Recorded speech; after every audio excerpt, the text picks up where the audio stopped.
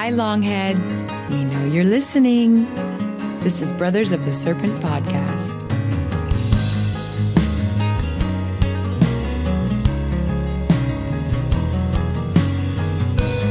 And welcome back, ladies and gentlemen, boys and girls, angels and demons and monsters and serpents, to Brothers of the Serpent podcast, coming to you not live from the 10 by 10 by 10 tangent cube of science, nestled amongst the dusty bones of an ancient seabed high atop the Edwards Plateau. This is episode 60, 666666666.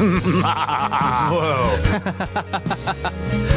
Yeah, been waiting a long time for this episode. Freak me out, man. My hair's standing up. Episode 66. And as always, we are joined by our good friend and longhead, Mr. Brett England, from way out in space and his deep beneath it, whatever it is. How you doing out there, buddy? What's your six? Well, guys, doing well. Glad to be here. Excited to see what we come up with tonight. Yeah, so we're going to talk about, I don't even know what to call it. It's ice and aliens, I guess. And Nazis, and I don't know. All right, so before we get into that, though, we have, as always, space weather news. The solar wind has arrived. Earth is entering a stream of solar wind flowing from a hole in the sun's atmosphere. Ekravas! It is not a very fast stream, but at this time of year, it could be enough to ignite Arctic auroras. Equinox cracks in Earth's magnetic field are lowering our planet's defenses against the solar wind, setting the stage for northern lights. And also gigantic jets in the Caribbean. Last Saturday, September 15th, Tropical Storm Isaac dissipated in the Caribbean. Just before the storm died, it fired off a barrage of gigantic jets. That's capitalized. Capital G, capital J. Gigantic jets are related to sprites, strange forms of upward-directed lightning that shoot out of highly charged storm systems. Think of gigantic jets as sprites on steroids, much more powerful and rare than sprites. Before 2017, gigantic jet sightings numbered in the dozens only. Tropical Storm Isaac produced at least 8 gigantic jets in a single night. The storm may have been decaying, but it was still a prolific source of upward-directed lightning. The last time I saw so many gigantic jets in a single night was back in 2017 when Tropical Storm Harvey passed Puerto Rico. Gigantic jet activity could be intensifying. Some researchers believe that cosmic rays help charge up the storm systems, setting the stage for outbursts of lightning. In recent years, space weather balloons, which are not UFOs, have observed a steady increase in cosmic rays. This is largely due to a decline in the solar cycle. Flagging solar wind pressure and weakening sunspot magnetic fields allow more cosmic rays into the solar system. This trend, which is expected to continue for years to come, could add up to even more gigantic jets in the future. Stay tuned. Wow. What is it equalizing with, right? Something in outer space. Like equalizing with space. It is equalizing with all of space. I don't know. All right, Yahoo News. Devastating solar storm is a matter of when, not if, warns Met Office as solar orbiter begins testing. So there's another space probe, folks. Another sun probe. Oh, yeah, sun probe, sorry. A devastating solar storm which could wipe out communications on Earth and fry power grids is a matter of when, not if. The head of Met Office's Space Weather Monitoring Center has warned, as we already told you in the headline. Extreme space weather has already caused widespread disruption, with a geomagnetic storm leaving 6 million people without power in 1989, while Apollo astronauts narrowly missed being exposed to deadly radiation in 1972 and solar flares in 2003, forced the crew of the International Space Station to take cover. You know, all those Van Allen belt people are like, the largest solar storm ever recorded, the Carrington event in 1859, knocked out telegraph systems and even set fire to paper in offices. To help forecast such devastating phenomena, the European Space Agency is launching the Solar Orbiter probe in 2020 to monitor the sun. And yesterday, unveiling the spacecraft at Airbus ahead of a year of testing in Germany. And they got a picture of it here. Airbus, huh? Yeah. Interesting. Catherine Burnett, head of the Met Office's Space Weather Monitoring Unit, said, Solar Orbiter is a research mission which in the long term will be to understand much more about the sun and why it behaves as it does. So in the future, it should help us spot disrupting events so we can prepare for them. Oh, yeah. Hell yeah. The threat of space weather to national infrastructure, UK industry, and the wider public is such that it is now part of the government National Risk Register. National Risk Register. And then, Oi, governor. and there is a need for forecasting to try to mitigate that risk. We try to advise when space weather will have an impact on technology. We're also looking for solar flares, which can knock out high-frequency telecommunications. I don't know where that guy is from. Did you put that flare on the what is it called? The National Risk Register, oi? Governor? You got a permit for that flare? Gotta love bureaucracy. They say, we think that the big solar incidents, like the Carrington event, happen between 1 in 100 or 1 in 200 years. So it is a case of when, not if. We have one. Oh, yeah. I wanted to get to where the scripterps part at the end here. The scriptards. But they're actually, so the UK is doing this, and they're gonna, like, we're basically doing this joint project. Like, they're gonna work together with our sun probe. Let's see. From this is an 4 exciting million time. miles away. This is an exciting time for solar science. UK research and engineering teams are at the heart of this mission, which will help us understand more about our star, the sun, and its effects on us here on Earth. So, in related news, National Solar Observatory mysteriously closed as geomagnetic storm looms. I'm sure that some of you have heard of this. This is from ZeroHedge.com. The National Solar Observatory in Sunspot, New Mexico, has been closed since last Thursday. ABC 7 Monday spoke with Sherry Lifson, who is with Aura, A-U-R-A, the company that co-manages the observatory with the New Mexico State University. The Association of Universities for Research in Astronomy, who manages the facility, is addressing a security issue at this time. We have decided to vacate the facility at this time as a precautionary measure. It was our decision to evacuate the facility. Lifson told ABC 7 that there is no timetable for the observatory to be reopened. ABC 7 has also reached out to the FBI, but did not hear back from the federal agency in time for the deadline. The FBI did speak with local law enforcement about the length of the observatory closure. The FBI is refusing to tell us what's going on. We've got people up there at Sunspot that requested us to stand by while they evacuate it. Nobody would really elaborate on any of the circumstances as to why. The FBI were up there. What their purpose was, nobody will say. But for the FBI to get involved that quick and be so secretive about it, there was a lot of stuff going on up there. There was a Black Hawk helicopter, a bunch of people around antennas and work crews on towers, but nobody would tell us anything. The FBI did not tell Sheriff House the reason for the closure. Sheriff Benny House did tell ABC 7 that his local law enforcement did not have anything to do with either the observatory closure. For the conspiracy-minded, Sunspot is a mere 130 miles from Roswell, New Mexico, and about 90 miles from the White Sands Missile Range. Established in 1958, the observatory predates the unincorporated area in the Sacramento Mountains that was named for it. All of which would be odd enough, but as... Sorry, I had to laugh at this website name. SHTFplan.com, which is the shit hits the fan.com. Max Slavo details below. The observatory is closed just as a massive hole is opened up in the sun's corona, which means we're officially on watch for a shitload of beer. For a geomagnetic storm. Auroras will be likely across much of North America as the sun heads into a solar minimum. The National Oceanic and Atmospheric Administration has issued a storm watch for a G2 level storm on September 11th. Yeah. So, nobody knows why. Well, wait a minute. They came out with another story recently. I just read it. Yeah, and it's just more nobody knows anything and it's still closed. Damn, I was just looking I just read it too. I went through it and I couldn't find any actual reason for it to be closed. They're reopening it. They announced when they were going to reopen it or whatever. Right, but it's just like nobody has told anybody anything about whatever the security problem was. That's what was interesting to me. Yeah, what they were saying was there was a person of interest in an investigation for crimes, and they didn't want to like say anything about it because it could somebody who worked at the observatory, or that somebody was threatening it. Yeah, somebody having to do with it, or somebody that was saying something about it or whatever, and they didn't want to say that it was about this to alert the person that they were on to them or something like that. I wish I would have saved it in my bookmarks, but I didn't. But yeah, basically they were like, ho-hum, no big deal.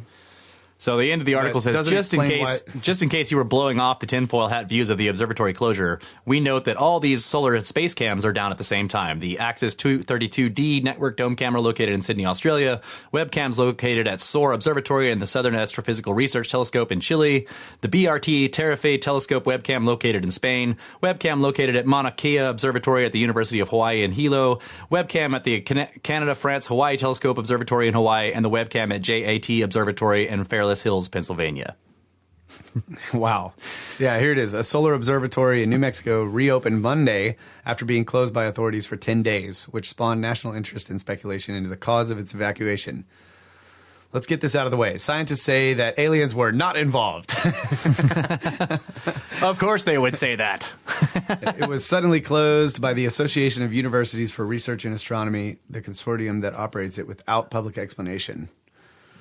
But the story that I read said it had to do with a criminal investigation or something. But yeah, it's probably... Who knows? Probably aliens.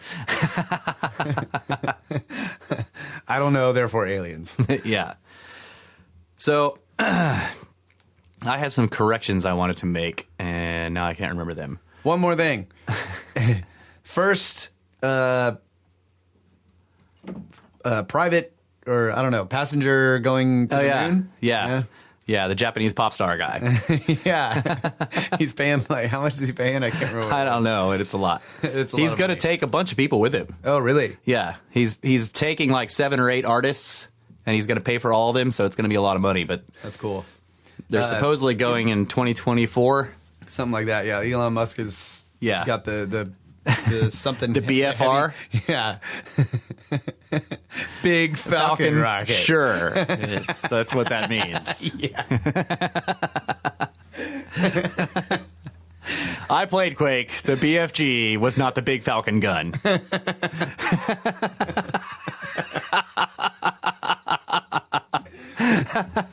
The Big Falcon rocket. It's awesome. So one thing I wanted to say, and this is actually from 2 episodes ago. I can't remember if I said it I don't think I did, because we were talking about a bunch of other stuff. But I was saying that the carvings on these various things found all over the world were lizards, and Brett actually pointed this out, and I think he's right, that they are some form of cat, a puma or a leopard or something like that. So like. The reason I was thinking lizard is because of Shadow of the Colossus. Every time you come to an ancient ruin, there's a lizard running around on it, and you got to cut his tail off. That could be it. I didn't play that game, but yeah, that could be it. That totally could be it. It was because the carving that I was specifically thinking of is the one on the Silestani or Chulpa statues in Peru. And that one is flat. So when you look at that one, and you can go back to episode 64, I think, and see these pictures, that one's flat. But after looking at all the other ones, which are much more detailed, and they look like cats, looking at that one again, it is a cat. Oh, yeah. Yeah. All right. So I definitely think it's a puma? Yeah, a puma. Or a jaguar. A jaguar. Jaguar. But the one on the T-pillar of Göbekli Tepe is definitely a cat. Like, it's not a lizard. But you look at that one and look at the style, and then you look at all the other ones, and you can see that they're the same, and they're not a lizard, they're cats. Which is why in the Dolman School commercial, there's the whole lizard puma deal. Yeah, that's right. It's supposed to be a lizard. I think you should make it a puma. Let's see. There was something else. I can't remember what it was, so it doesn't matter. I'll think of it at some point. But we do have some other things from that conversation that we wanted to finish up on. In terms of like scriptards and their scripturping and like common arguments that they'll make. And I should repeat that we have kind of gone through these before on very early episodes, like in the teens. I can't remember exactly which ones, but some of the terms that they'll use. So we went through some of these on 65, but after the show was done, we were still talking about it, and we recalled these. Like they'll use these terms that are, or these phrases that have to do with like criminal or court, proceedings. Like, the person bringing the evidence has the burden of proof, right? That's right. And if you're like, so they'll say like, well, the burden of proof is on you, and that is not true in science. Like that is a fantastic and revolutionary political idea and criminal law theory idea, like that like the burden of proof is on the prosecution or the state or the accuser. And the person being accused does not have to prove anything. All they have to do is show that there is like reasonable doubt, right? In other words, the burden of proof is on the state. And that is, if you look at most of history where the burden of proof was on the person being accused by the state, that's ridiculous. Like, right. And that was why like justice was so hard to come by unless you were in general of like higher class. And then you were rarely charged at all, right? If the king declared you made fun of his hat, you die. Unless you can prove you didn't. And there's no way to prove you didn't. Right. So if you're talking to somebody and you're like, well, you know what, like it seems like there could be an ancient civilization, and they're like, well, the burden of proof is on you. No, it isn't. That isn't true. Now, it isn't totally true to say that like you can just go in there and like make some claim and like the burden is on them to disprove you. Okay, but that is actually, and that isn't true, but that is actually closer to how science works. More scientific because it's all about falsification. Right. So well, the way I put it in the conversation that we had was that the burden is on everybody to falsify it. Right. Right. In science. Yes. The way the burden is set up in science is that whoever is presenting an argument presents their argument. However good or bad it is, however many facts or few it has, is immaterial. After that, what is incumbent on anybody else responding is to falsify it. And if their argument's bad and they have very few facts, falsification is easy. So if you go in and you're like, well, I think this and this and this, or I have this alternative way of looking at it, and someone's like, well, the burden of proof is on you, you can be like, yeah, like this isn't court. Yeah. Okay. And proof. This is another thing. Proof is for math. Right? There's no such thing as proof in science. Yeah. Proof is for math in courtrooms. Again. Okay. And it's again on the state to show any kind of proof of anything. Right? They have to prove that you did something.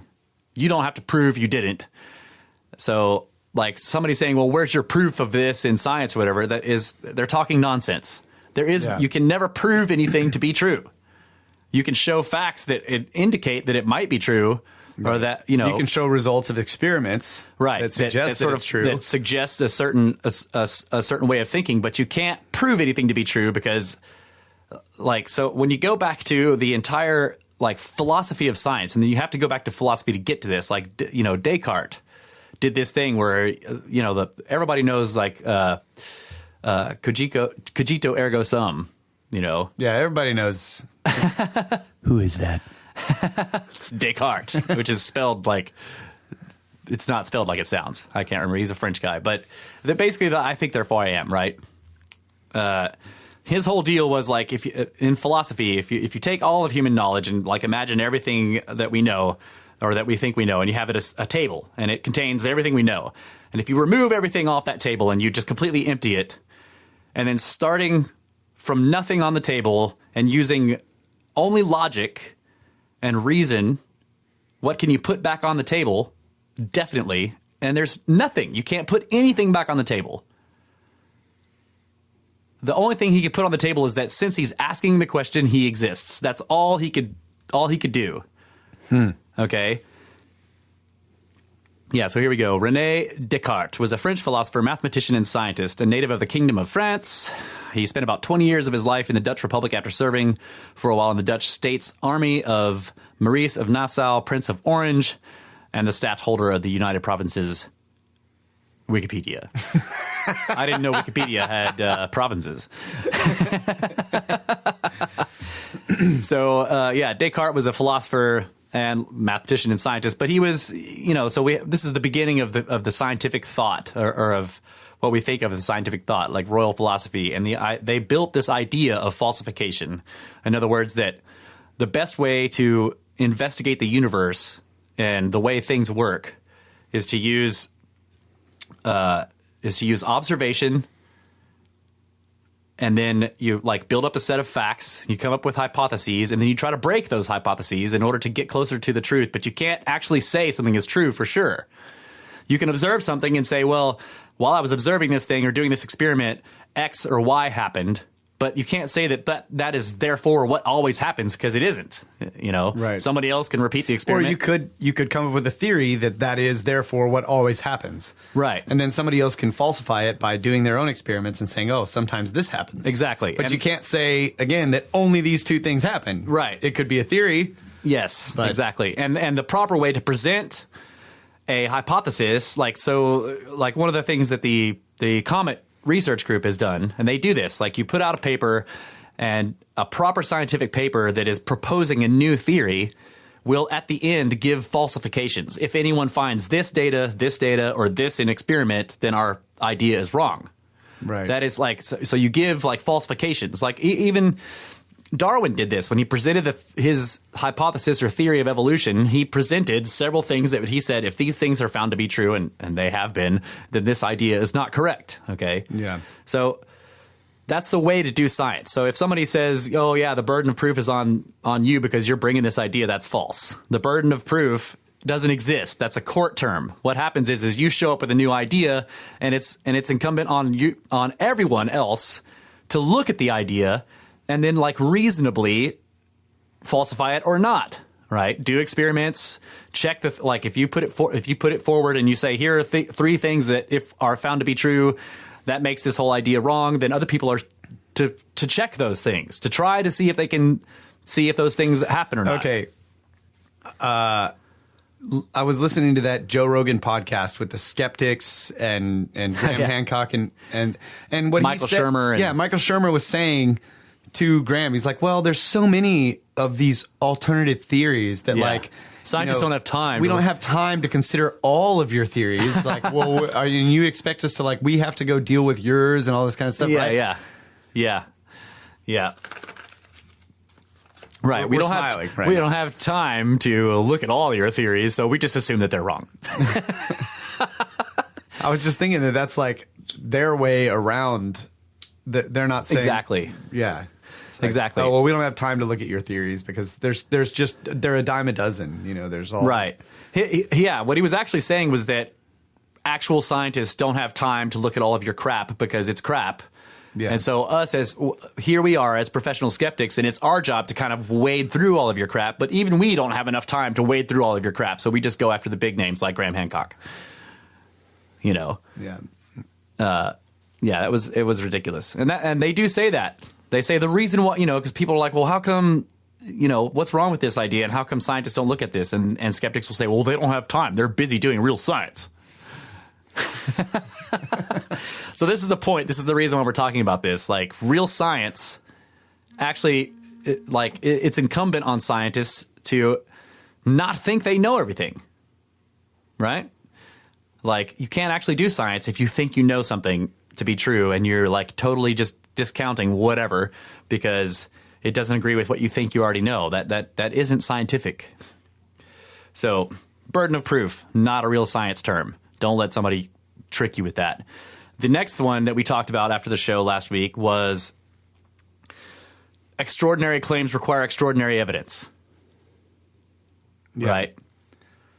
And you had a bunch of comments on that. Yeah, well, that presumes that what is the definition of extraordinary? Right? That they own it. Yeah, exactly. So if you believe a certain theory, then anything outside that is extraordinary to you. But who gets to define that term? Right. Right. Exactly. So that is already disingenuous. Right. Basically. Exactly. If the idea of Well, not only that, but it's already false. It Yeah. doesn't even require the nature of the evidence doesn't have to be extraordinary. Right. That's right. You know what I'm saying? Like Yeah. it's just total bullshit. It's Yes. just one of those. The addition of the word extraordinary is what makes it bullshit. Yeah. Like, you could say, well, claims require evidence. That's true. Right. You know? I mean, like, if you make a claim, you should probably have some evidence for it, at least a little bit, or else it's just a claim. Right. You know? What they're actually trying to say is that any claim you make requires some evidence. Well, they're not trying to say this, but what you should say is, like, a claim should require some evidence for somebody to, like, with a reasonable mind to, like, start to look at it. If I just go out and make a baseless claim, I'm free to do that, but no one has to believe me if I don't have any evidence, right? Now, if I make a claim and then I put some evidence into it, they can't claim that my claim is extraordinary and that my evidence is not, and therefore they don't have to look at it. Right. Because so again, they right. basically get to define the term extraordinary for your claim and also for your evidence. Right. And that is their argument to say you're wrong. Right. Like, your claim is extraordinary, your evidence is not. Therefore, right. It's just total bullshit. Yeah. It's complete So trash. Someone says extraordinary claims require extraordinary evidence. That is a complete. That is just. People who usually people who say it don't know that they're saying something disingenuous. They don't realize that. So, knock them down gently, unless you know that they're a professional scriptard. I'm usually just like, look, man, like, what's extraordinary? Yeah. You know, in my opinion, what I'm saying isn't extraordinary. And, like, you can't put extraordinary in science because it isn't. It's a nebulous term. Yeah. And it's based on, like, subjectivity, which is the antithesis of science. Science is supposed to be objective. There is no such thing as extraordinary in an objective sense. Yeah. And it also kind of goes back to something I was saying in episode 65 about, like, our tiny little lives on this little bitty tiny planet in this little tiny period, you know, of this universe that the standard model says is 14 billion years old and is enormous. So, like, who is the, like, arbiter of extraordinary? Yeah. Brett's pointing out heliocentricity used to be extraordinary in a geocentric model. Right. Yeah. But Clearly, everything goes around us. Right. Give me some actual evidence that that's not happening. Right. The totally ordinary evidence that was provided was that we're actually going around the sun. Right. And that we're spinning. We are a ball that's spinning. That isn't extraordinary evidence, but your claim is extraordinary because you look at the sky and it's clear that everything's going around us. Yeah, so don't let those those are pretty common. I see those all the time. Like, don't let people use courtroom terms on you when you're discussing some kind of scientific or any kind of idea. Just don't let them do it. You know, just be like, bro, we're not in court, or I'm not a mathematician. I don't have to prove to you that the Pythagoras theorem is working. Like, proof in math is something you can do. Like, I can sit down with all these abstract symbols and shapes and prove that if you do this, that every single right triangle is going to be this way, right? That's a proof in math, and mathematicians are expected to provide proofs of that sense to show their math idea. And again, in court, proof is something that the prosecutor is supposed to show evidence, right. Proof that the defendant did this or did not. And it's ultimately, in that sense, something that a jury decides is proof, or that the judge decides is proof, Right. which is freaking subjective. Right. It's not even, just right. So don't let them use courtroom terms on you, because that's a big trick. Just be like, hey, bro, we're not in court. I mean, if you want to go to court, that's fine. I'll take you to court. Prove me wrong, bro. I'll take you to court.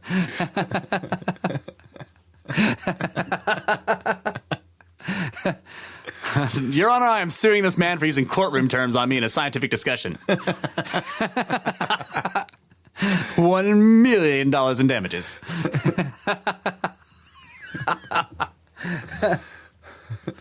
So, yeah, we wanted to address those.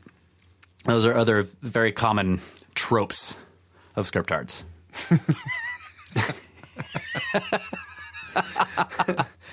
I have one more thing. We got a little bit of time here. Okay. I've been watching a lot of YouTube videos recently. Okay. And I keep getting these commercials that I started watching. Okay. It's working. Yeah, because they had Graham Hancock and all these people and like pyramids and everything, and I was like, "What is this?" Finally, I clicked on it. It's called Ancient Civilizations, and it's by like it's a website or whatever called Gaia, Gaia. Do you know what I'm talking about? Yeah. So they have like 8,000 documentaries and original series that explore human and cosmic stories. Oh, cool. They charge a monthly fee. Okay. Okay, so you have a month trial. It's 99 cents for the first month to start the trial. There's like Yeah, I'm familiar with the website. They Okay. do have some good stuff on there, yeah. so far like I guess the Ancient Civilizations thing, they have 2 seasons out. It's got David Wilcock, Corey Good, Graham Hancock, Linda Moulton Howe, Andrew Collins, Graham Sear, I'm not sure how to pronounce all these, Freddie Silva, Sean Stone, Greg Braden, Michael Cremo, I don't recognize, Robert Buvall, Robert Schock, Yeah. a bunch of these guys. Corey Good. And Very interesting. from be careful because Gaia Online is an anime-themed MMORPG. Okay. This is actually www.gaia.com. Yeah. So I don't know what you're talking about there, Watcher. I don't know what you've been He's watching. saying Gaia.com. Gaia Online is an anime-themed MMORPG, Okay. Okay, I got you. which means it's got hot chicks in it. Okay. Sweet. One has hot chicks in it. The other one has ancient stuff. So, yeah, like in season 2, episode 1, Mathematical Codes of Baalbek. Sweet. 2, Sumerian king lists and Anunnaki oaths. 3, DNA and seeds of re-civilization. Rise and fall of the wise woman.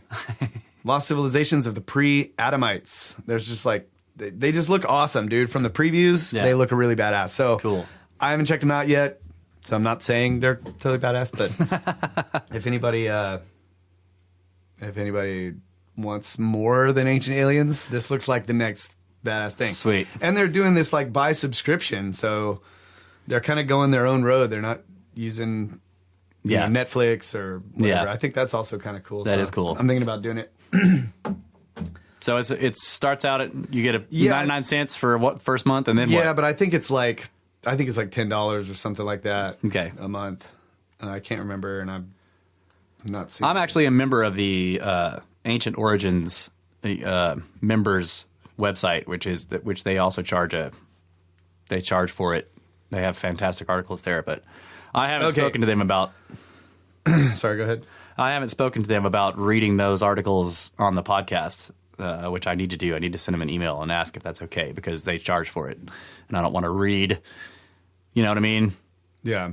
Like read entire articles from their paid website onto the show for free. So I need to ask them because they have some really good stuff. So yeah, it's if you do it by the month, it's $9.95 a month. Yeah, so $10 a month. There's a 3-month plan that you can do for $20. Yeah, that's how I do it with Ancient Origins. There's an annual plan for $95. Yep. So, and then you can cancel anytime or whatever, but just look cool. So I wanted to let y'all know. Ancient pyramids All right, cool. Well, we're going to take a quick break and come back. with snakes.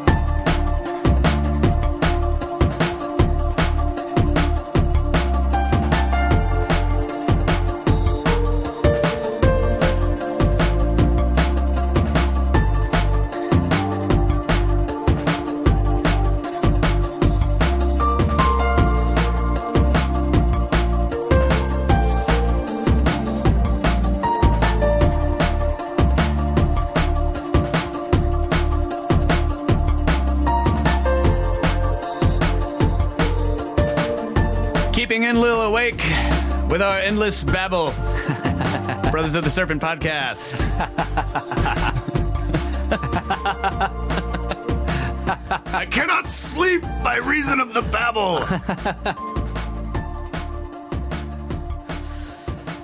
Yeah, so you've been going through Gilgamesh. Yep. Did you want to do that this week, or do you want to do that some other time? I'm down. Whatever. I mean, you know, you need to be like decisive here. Why are you asking me on air? Because I had forgotten about that. On Not live not on air. air. Not live air. On the ground. Gilgamesh, king in Uruk. That's a great story. Well, I have this thing that I've been looking into, and I've looked into this before, but I haven't put all this stuff together before. But, okay, it's gonna be hard. There's so many pieces of this story. So, like, the first thing I'm gonna say is I'm telling you a story. I'm not saying this is true. I'm telling you a story that has pieces of evidence that are true, that are confirmed. There's documents for them. I'll dig up as many of them as I can to put in the show notes, but I'm not going to read any actual documents. I do have one soundbite that goes along with part of the story. But this is a very strange rabbit hole, and but it definitely falls into the category of alternate history. So it's about Antarctica, and everybody knows that weird shit has been happening there. Like, you can, well, not everybody knows that, but there's this pact, first of all, a pact of nations. It was initially signed by like 12 nations, and now there's like 55 on it or whatever, that basically says that Antarctica, that everyone can put bases there, but they all have to be purely scientific, no weapons development, no military. Yeah. Okay. Right. Yeah. So we use the military to build the bases, and then they leave. So, but where I want to start with this is going to seem strange, but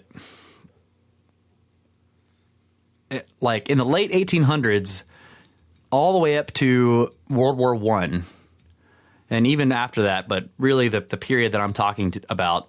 Okay, Brett's brought it. The accord was signed by 24 of the 26 consultative treaty members, nations with full voting rights, and by 7 other countries. Consultative status is granted to nations that have scientific bases in Antarctica. That's recent. That's 1991. The accord was, the initial one by was the UN, right? Yeah, the initial one was it was a lot closer to the end of World War II. Anyway, late 1800s up to World War I, there was a whole very strange episode. I can't remember if I've mentioned this on the show before or not, but it doesn't matter. There was a very strange series of sightings in the United States and elsewhere in the world of they're called the Airship Sightings, okay? And it's basically like, think of this is like UFOs in the pre-UFO era. No one knew anything about. No one had the term flying saucer, UFO.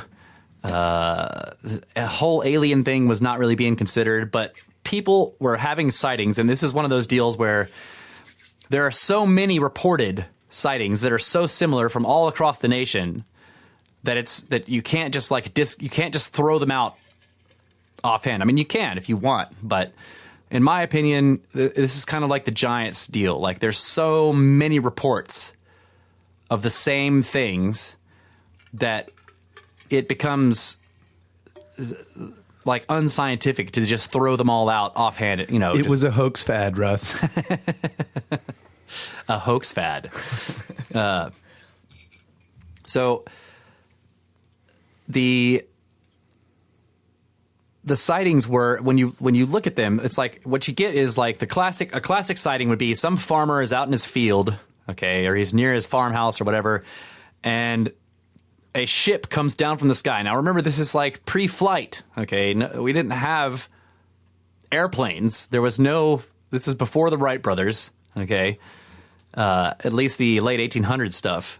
So you can't blame it on anything like that. This is like, people knew about balloons, okay? And it's possible, this is the idea, it's possible that there was some Zeppelin stuff happening, but if it was secret. But these these ships would come down out of the sky, and they didn't have balloons on them. Okay, the descriptions by the witnesses were not describing zeppelins or hot air balloons. They were describing mechanical devices.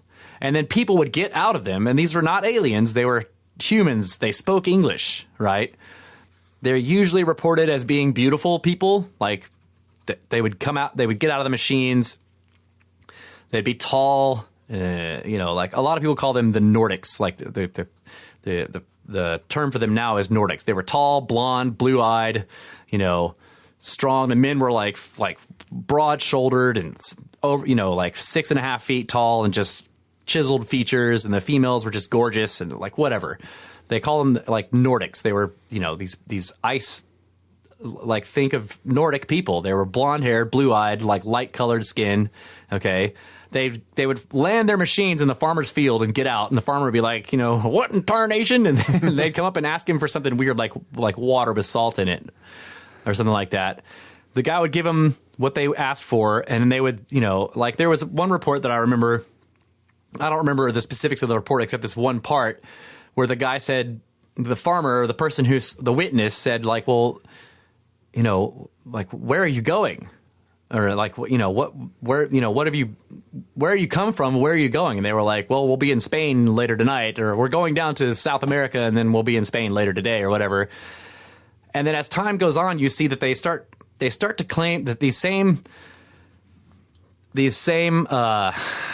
sightings, the sightings begin to evolve. The nature of the sightings begin to evolve. They like at first the witnesses are looking at machines that they think they can comprehend. They see large, like propellers, right? But like think of drones, how they have a big circle and the propellers contained in the circle, and there's 4 of them around a central body. Mm-hmm. Some of them were described like that, but they're large enough, and these people are coming out of them. They would land the thing, and then later on the propellers go away, and there's just spinning parts. And they were usually noiseless, and they can move.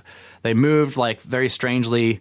As the reports go on, you start to see they become more and more like streamlined, where there's less.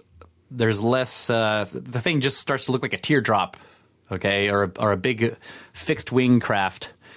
And then later on, you have the classic flying saucer things, and they move in these very strange ways, like. Some people describe them as falling leaves, right? So it would kind of do this weird drifting back and forth, like it was balancing on something. So these sightings happen all the way up, and then you have World War I. Okay, after World War I, Germany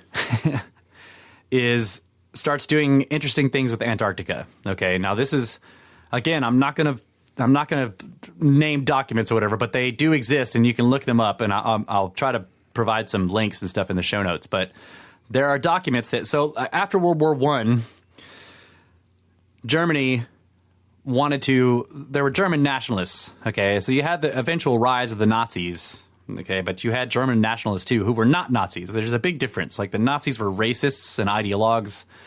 Nationalists just loved Germany, right? Yeah. You don't have to be racist to be a nationalist, so there's a difference there. And then there was these weird secret societies, strange secret societies in Germany. Some of them ended up being SS people for World War II. So like you have the Thule Society or whatever, however you'd say it, Thule or Thule. They end up being part of the German SS, and it's pretty well known, especially among people who look at alternative history, that these guys were very interested in ancient artifacts and ancient technology, and they had some strange beliefs about the inner Earth and aliens and things like that. They sent an expedition to Tibet, and Tibetan monks were found in Hitler's bunker, dead, of course, because of all the bombing. So let's see where to go with this. Okay, so in between World War I and World War II, Germany wanted to get back to being a superpower, which it was before the First War. Okay, they had lost what you would consider to be their colonies, that their European, acquisitions had been taken back from them. But they thought that they needed colonies in order to be a superpower again. And this was it's kind of understandable. Like the whole colony thing was how the West expanded massively. Yeah. Okay, so the only place that they could put colonies was at the poles. Now, this is also something that's sort of well known in alternative circles, that there's this idea that the Nazis went to the poles and had polar bases and stuff like that. Now, I don't know about any of that, but I do know, and there's documents to support this, because of the actions that the United States took resulting from these things, is that there were people from Germany who were looking at Antarctica for colonies, not military bases, but think colonies. They wanted to establish colonies in Antarctica. Now, of course, you're like, that's freaking crazy. It's freezing there, and the only penguins live there, and they hate it, right? But what's fascinating, and this is something I'd recently found out, this was kept secret all the way up until the end of World War II, but what's fascinating is that the Germans were not trying to establish colonies on the surface of Antarctica. Okay? They already had rudimentary U-boat technology in between the wars. That's why when we started to fight, they started to like destroy our merchant shipping when we were trying to help the Europeans out during the war, and they were doing it with these boats that nobody could freaking see. Like, they already had tons of submarines, okay? So they started sending people, expeditions. First of all, they were doing flyovers of the Antarctic area and dropping German flags in various spots, just from planes, dropping them like to claim that spot, right? And the United States got concerned that they were violating the Monroe Doctrine, which, if you don't know, the Monroe Doctrine was basically telling Europe and the rest of the world, don't colonize the West. And the West is considered to be the Americas and, you know, that part of the, like we say North and South Hemisphere, but there's also a way to divide the world East-West. Yeah. America's the middle of the West, and that goes from pole to pole.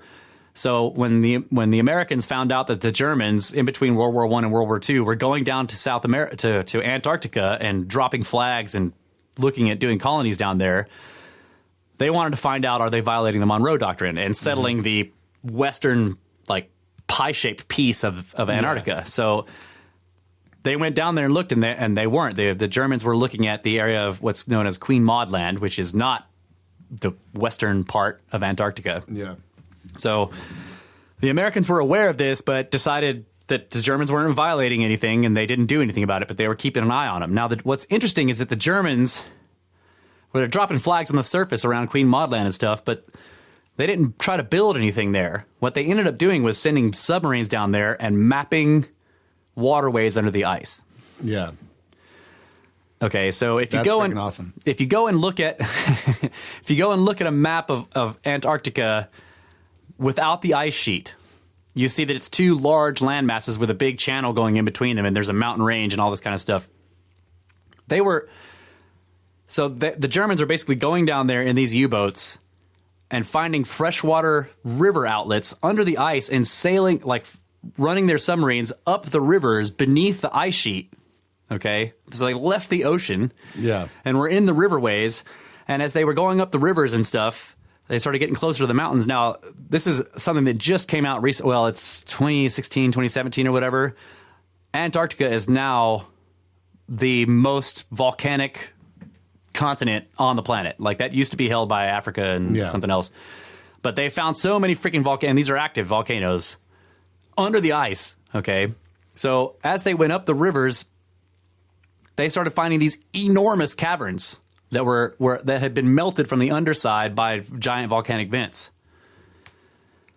That's freaking awesome. So they're warm in there. So, like, you have this huge freaking ice cavern, and like they would just surface their U-boat and get out, and you have all this rock, and it's dark and barren, but it isn't cold because there's a vent, and it's made this giant bubble underneath the ice. Okay, so wouldn't it be like, I mean, what would the gas be that's in there? I don't know. I guess it had enough oxygen. I mean, it's not. I don't know the specifics, but I do know that they established like 12 different. And this is not World War II era yet. This is between World War I and World War II. They started up 12 different quote unquote colonies down there, and this was not really addressed in World War II. Like, World War II was like everybody versus the Nazis and Japan. But what's interesting is that, so there was some involvement with the Nazis in these, and I think, okay, so I don't know politics of Germany and I didn't go down this rabbit hole to look into this stuff, but there were factions. Obviously, there's factions everywhere. There were factions within Germany, and the Nazis came to power, but not everyone in Germany was happy about that. Right. Okay. And so let's get past this. So like basically, they established. You can't call them bases. They established something. 12 different places under the ice in Antarctica before World War II started out. Okay, before World War II broke out, which was the Nazis attempting to, what was their? They wanted to like establish the Fourth Reich for 1,000 years or whatever. That was their whole idea, or the Third Reich for 1,000 years, and they were going to do it by conventional war, ground war means, and they failed. Okay. They failed. What's interesting is that no one did anything with these. No one paid attention to these colonies down there. And there was some infighting with the factions, and it appears that the SS during the war, they tried to get their hands on some of these colonies, and they basically failed.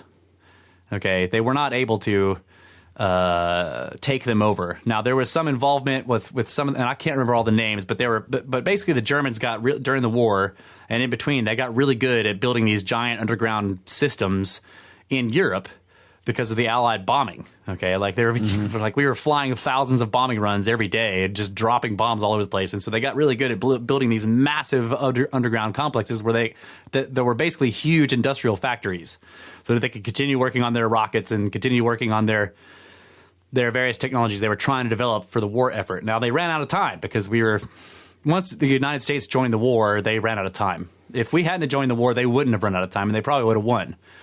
But what's interesting is they made so that the Germans, and I don't want to give a huge history lesson here on this war because World War II is well known, but like the Messerschmitt jet planes, if they would have focused on those, we would have lost. Okay? For some reason, they didn't. I'm not sure why. But there was a bunch of other projects. So when you go look into this, you can find conspiracy theories about the Nazi Bell. But the Nazi Bell looks to me like it looks like a disinformation thing. Okay, because there's actually confirmed so there were scientists in Germany that were working on torsion and plasma physics.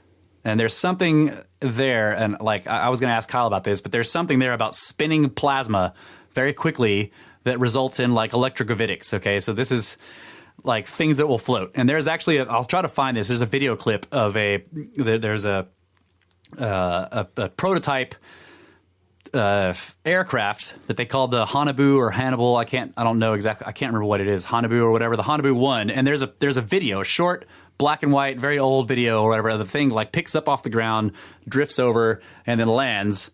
And it's like a old school video, and like they were doing these like building these prototypes or whatever, but they were not able to. It was a brand new science. It's completely brand new, so they weren't able to get them. People are like, well, if they were building UFOs, how come they didn't win the war? And they're like, well, they didn't have time. But what's interesting is that no one was paying attention to Antarctica. And here's the other interesting point: near the end of World War II. Yeah, Hanabu 1. There it is.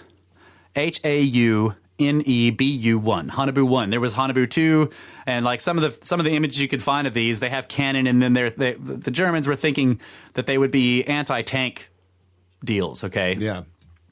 But they flew like nothing else ever before. Like they didn't use lift in the conventional sense.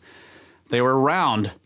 And there was something, they didn't spin themselves, but there was something in them about torsion physics and generating, I don't know how it works.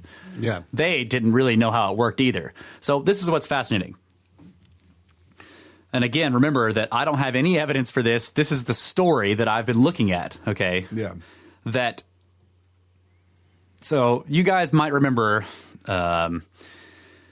we read a CIA remote viewing of Mars onto the show sometime back, okay? Where they remote viewed, the guy was remote viewing Mars, and he didn't know he was looking at Mars. He just knew, he just had the coordinates. You know how remote viewing works. The guy they were using to do the remote viewing had an 80% accuracy rate, okay? Which is massive. Like, that's ridiculously high. So this is the idea that he witnessed an ancient civilization on Mars that underwent some kind of catastrophic geological event at some point in its past, and they left. And if you remember, well, I didn't actually remember this, so I'm not telling you to remember it, but the the person who was directing the remote viewing told him they were getting in these ships to flee their planet. And the guy said, go with them and see where they go. And the guy was like, well, the place where they landed is like massively volcanic and is very strange. And but it's better than where they were. There's plants here at least. And okay. So this is the idea.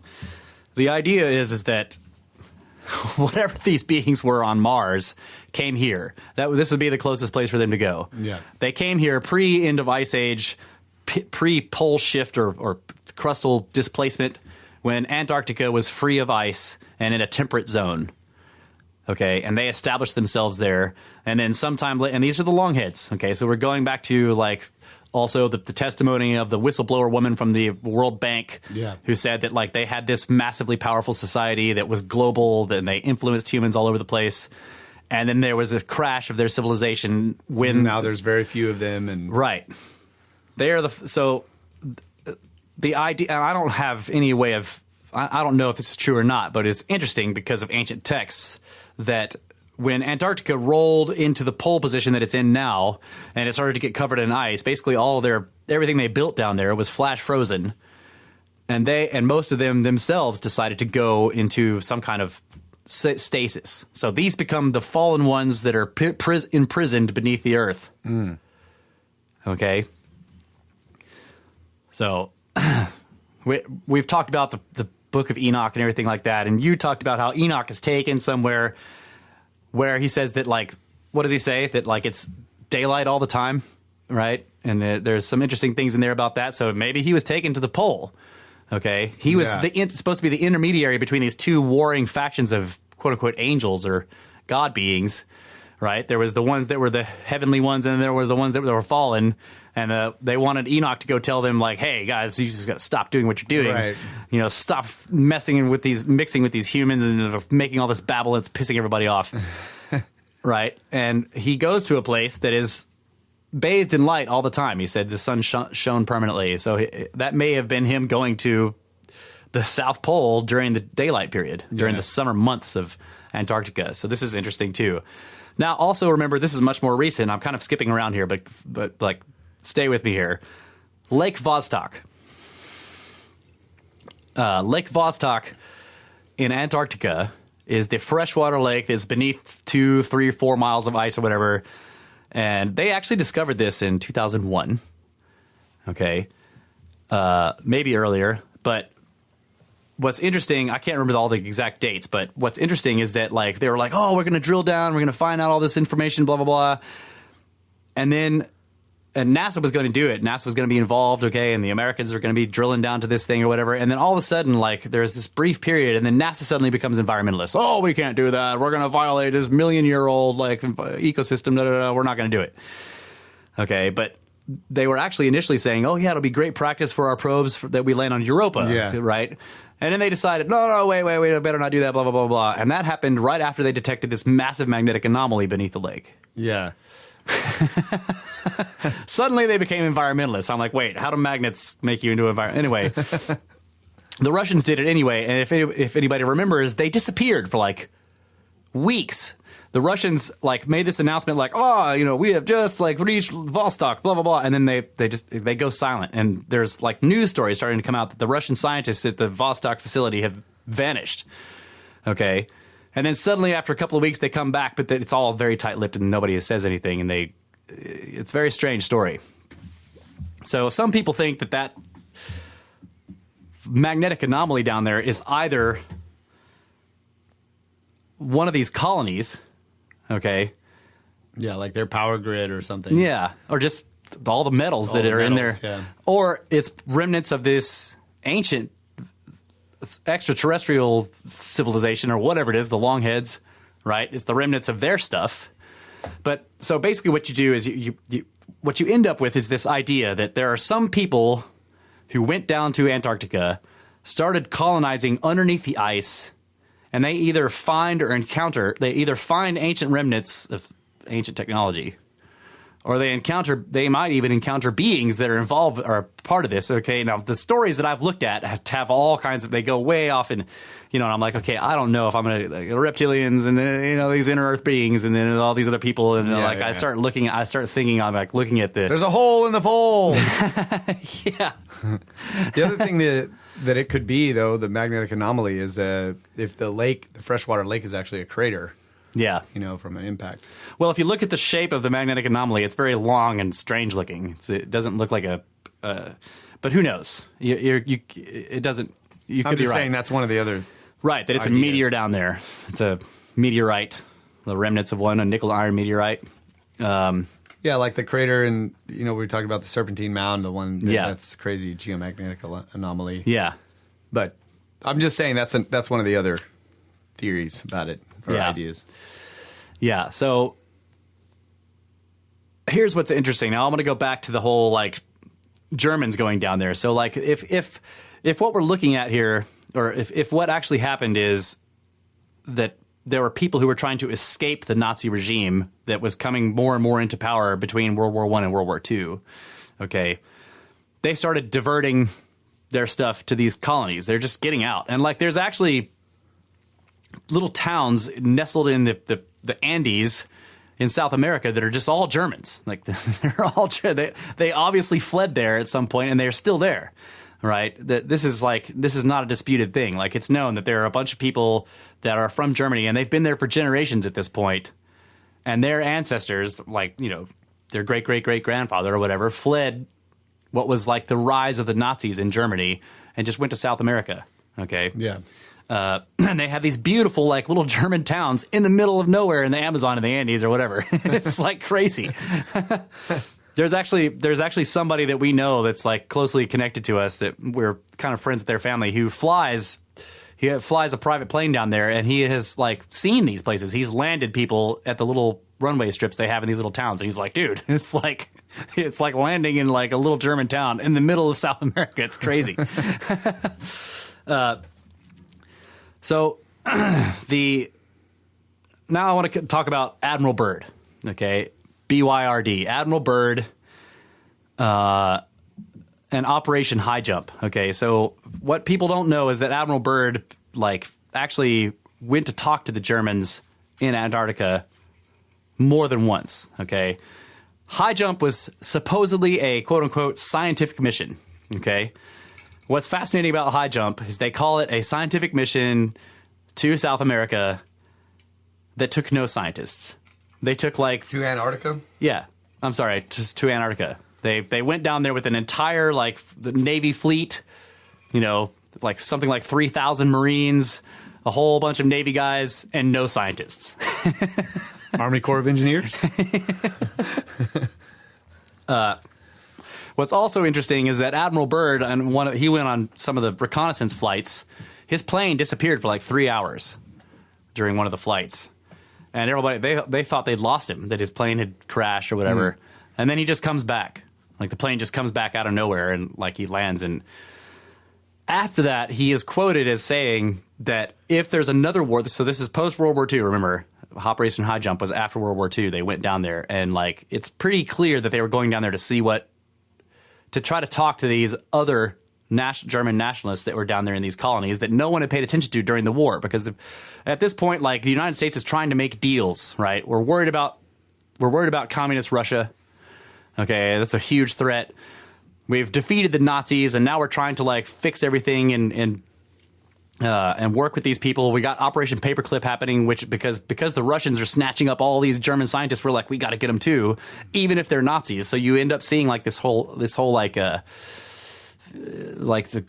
lesser of two evils. We know Russians are snatching up these brilliant Nazi scientists, some of whom committed or would have been the Nuremberg trials would have been convicted of war crimes. Yeah. But we had to have them too, so we start snatching them up too. So you end up with these Nazis in these high positions of power, and Werner von Braun was a Nazi. Okay, yeah. There's a couple other ones I can't remember their names, but they ended up getting a fast track to high positions of power in the space race, because we needed their rocket technology. At this point, the Russians were ahead of us, right? So we were I don't know. Like, I look at this and I'm like, I see people upset that the paperclip was bringing Nazis into the United States and then sort of hiding their crimes and sort of putting them into society and then whitewashing their records and giving them, like, Wernher von Braun was a hero, painted as this, like, all-American, you know, like, used to be a German guy, but all-American hero that's building us rockets, right? He was totally a Nazi, had the Iron Cross and everything. Like, I don't know the man. I don't know anything about him, but the point is that this was a whole, you can see the calculation of, like, well, we can't let the Russians take space. Yeah. You know? So, like, people had to make choices where you have a bad choice and a worse choice. Yeah. Like, you can see this happening.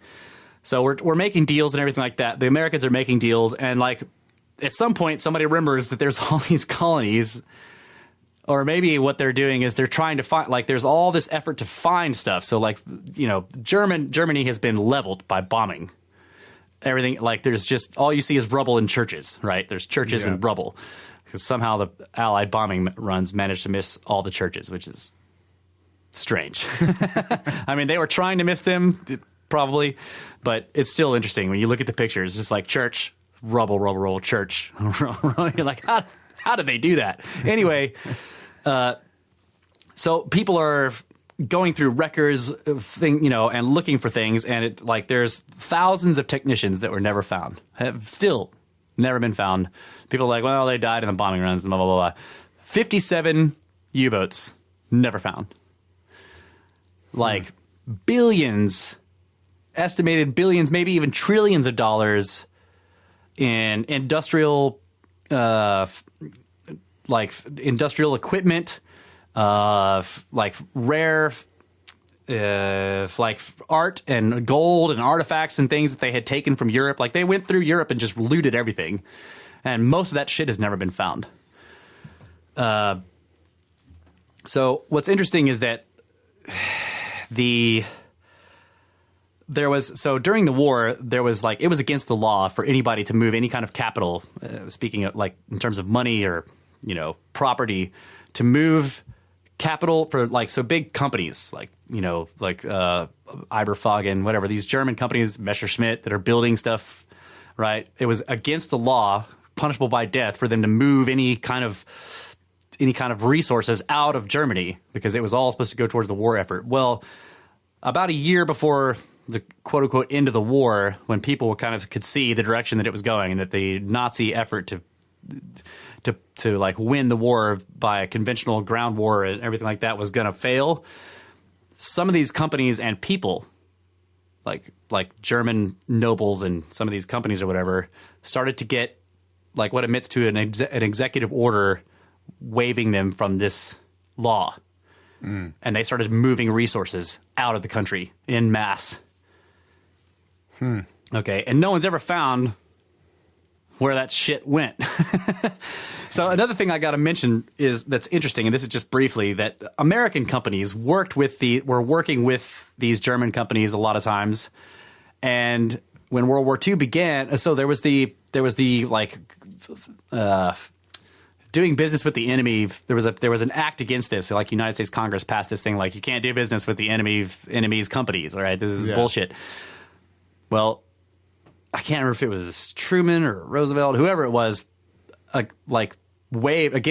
passed waivers by executive order for certain American companies to continue to work with the German ones. Now, a lot of people look at that and they're like, oh my God, this is evidence. This is all about money, blah, blah, blah. But it's like, it's also easy to see that, like, if these American companies are already working with the German companies and then the war starts, well, this is a good like, source of intelligence. Yeah. Keep those American companies working with the German companies so that you can kind of figure out what they're doing, so that these, you know, so you end up having spies that are just engineer techs that are going back and forth.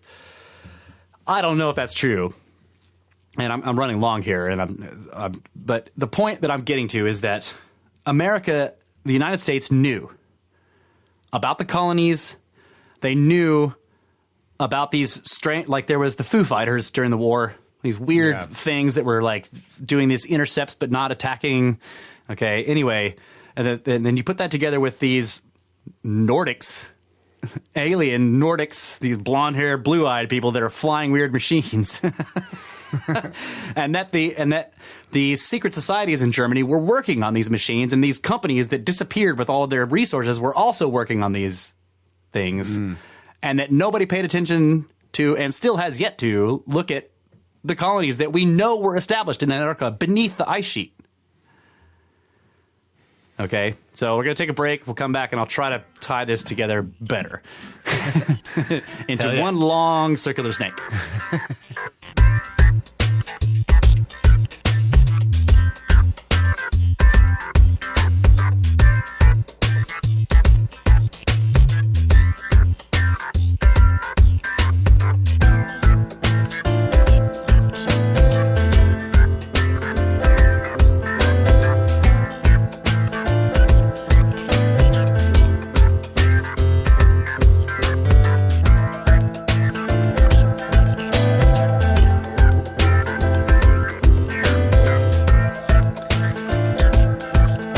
Looking for ancient aliens at the South Pole.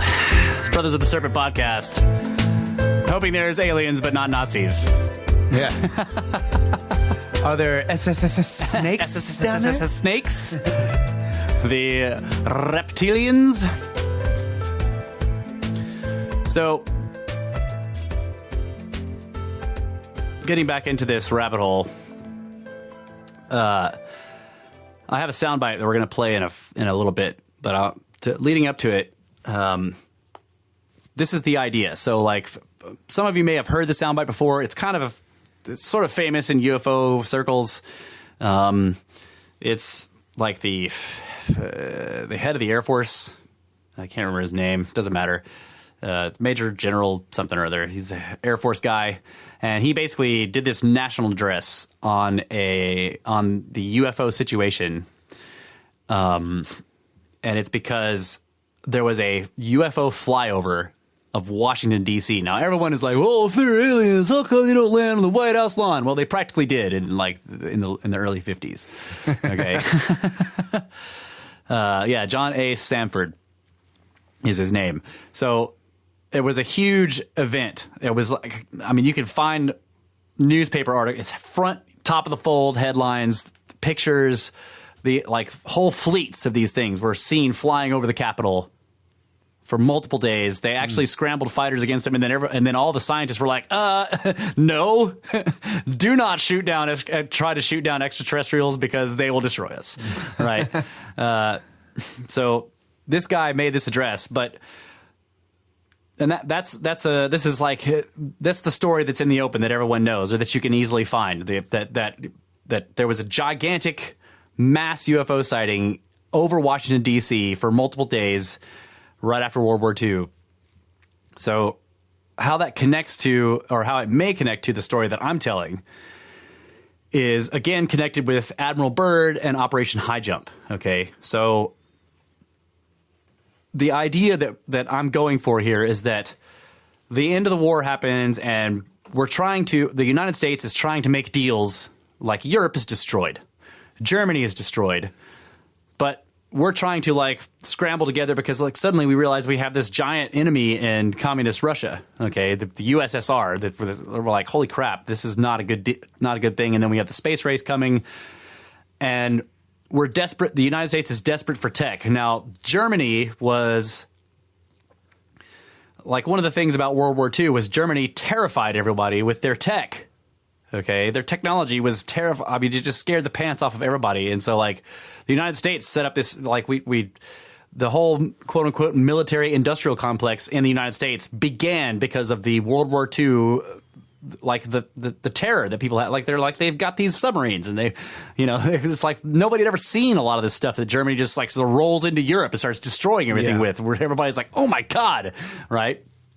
And they had thousands of genius scientists that were just working on everything, and some of them did a lot of really, really bad stuff. But the point is that the United States is trying to make deals, and they're like, we've won World War II, but they're already looking at possible World War III, what will eventually become the Cold War, right? Starting with the space race and everything like that. But somebody at some point remembers, wow, we're looking at all this paperwork and we're like, where's this submarine and this submarine with this U-boat? Where are all these U-boats? And where's all these artifacts? Where are these companies? Where's all their stuff? Where are all these technicians? Where are all these scientists that are in these papers? They're just not anywhere to be found, and they're not dead, and nobody's, there's too many bodies that are missing. And then somebody's like, wait a minute, what about those colonies in South Pole? And they're like, oh shit. So they send Admiral Byrd down there, probably to try to make deals, and again, what they're thinking probably is, at least they're not Nazis. These are the nationalists who escaped Germany. Yeah. Okay. And then the companies who were running huge parts of the war effort during the war also started moving all their materials out, and that stuff just vanished. And so Byrd goes down there, and apparently he fails. He fails to make a deal. Okay. Or what I think what's interesting, so taking all that for just let's say that is all true, that they have these colonies and that they're working on this crazy technology down there. And because they weren't being bombed constantly like Germany was, so any effort to build these Haunebu flying saucer things in Germany was severely hampered by the fact that we were dropping thousands and thousands of bombs on them every day. Right? In the South Pole, that wasn't happening. Yeah. Okay. So Byrd goes down there to try to make a deal with these people. The United States desperately wants technology and know-how to fight this rising communist threat. Okay. But what's interesting is that these colonies in the South Pole have just suddenly been cut off from their resources. Now, there's probably resources there, but they're not easy to get to. Everything's under the ice, and they don't have the infrastructure to get it yet. Right, and whatever infrastructure they have is not for getting resources, because the resources were coming from It's for surviving. Right, and for building. These secret projects they're working on, if they're working on these things. So what I'm getting at here is that what if, and then you suddenly see so again, right after World War II is the modern era of UFO sightings begins. Okay, so we have all these weird, strange Nordic people flying around in things that are not dirigibles before this, that get closer and closer to looking like UFOs as time goes on, and then suddenly there's the war. And then after that, we have these UFOs. Now, the first one, Kenneth Arnold, this is in Washington State, not Washington, D.C., but in Washington State, Kenneth Arnold makes this sighting. This is the first one, and he's the one that coined the term flying saucer. Okay. Or no, I'm sorry. The media coined the term flying saucer because of his description of the way that they moved. Okay. He actually described and drew a fixed wing, he said it was like a saucer that had been cut in half, but that had a point in the middle. So think of a fixed wing craft, and he said that the way they moved was like a saucer skipping across a lake, so that they had this sort of leaf, bouncy, and he said that there were whole squadrons of them, but he could only, they were very difficult for him to see except for when they flashed in the sun. So they would make a correction and their wings would flash in the sun, and then he'd suddenly see them. But the way they moved was this bouncy sort of skipping motion. And they had no visible propulsion. Okay. So there's also the Battle of L.A. that happens at the beginning of World War II, which is very fascinating because this is like a gigantic object that sits over Los Angeles for hours, and they just shot everything they had at it, freaking out, thinking it was the Japanese, and they're shooting everything they had at it. This thing just floats there and just gets bombarded with all this crap, and I think 6 people died from shell fragments falling out of the sky. Damn. But they never damaged this thing, and eventually it just moves off and just disappears. And there's great photographs of all these spotlights going up, and you can see this object up in the sky, and they're shooting everything they've got at it. The whole, the entire coastline defense is shooting anti-aircraft, everything, and just for hours, and it just sat there, took it, and then left. So the idea, people are like, oh, these are aliens, blah, blah, blah. But what if it wasn't aliens? If these things, what Kenneth Arnold saw, and then later on over Washington, D.C., is the result of these things that these people were working on, that there was humans. Now, they may have or may not. We don't have to bring extraterrestrials into this. There are even inner Earth beings. There could have been an ancient civilization down there, and maybe they were mining tech from this ancient civilization, and these people, maybe there are no aliens left, or no Yeah. longheads left or whatever, or maybe there were. That doesn't matter. The point is that most of the sightings that people made in the the late 1940s, the early 1950s, all the way up until the much more recent sort of gray phenomenon, the gray alien phenomenon. What you had before that was like these Nordics, and they were claiming they were from Venus, and then they would claim that they were from Jupiter or the Europa or whatever. And then as NASA started launching things, and we look at Venus and we're like, no one can be from there. And we look at Mars and we're like, nobody lives there either. They started claiming they were farther and farther out from different star systems and shit like that. But at first they were claiming they were from other planets in the solar system. Okay. Yeah. But there are always these like tall blonde Aryans, basically. So the idea I'm getting at here is that there aren't any aliens in this story. Yeah. There are just like Germans. Breakaway civilization. Right. Yeah. It's a breakaway civilization. And what better place for a breakaway civilization than under the ice sheet in Antarctica? Okay. Yeah. Especially if there's ancient ruins there. Right. Which I think there are. Yes. Right. So here's the other thing. The point, and I'm going to get up to playing this soundbite. The flyover of Washington, D.C., if that was a result of the technology of these colonies, right, they were basically, this is a negotiating tactic. They're showing the United States like, hey, like they want to make a deal, but they want a deal from strength. Yeah. Okay. They're not like some lost poor colonies. Now they don't have resources, and they desperately need the United States for resources. They desperately need that. Okay.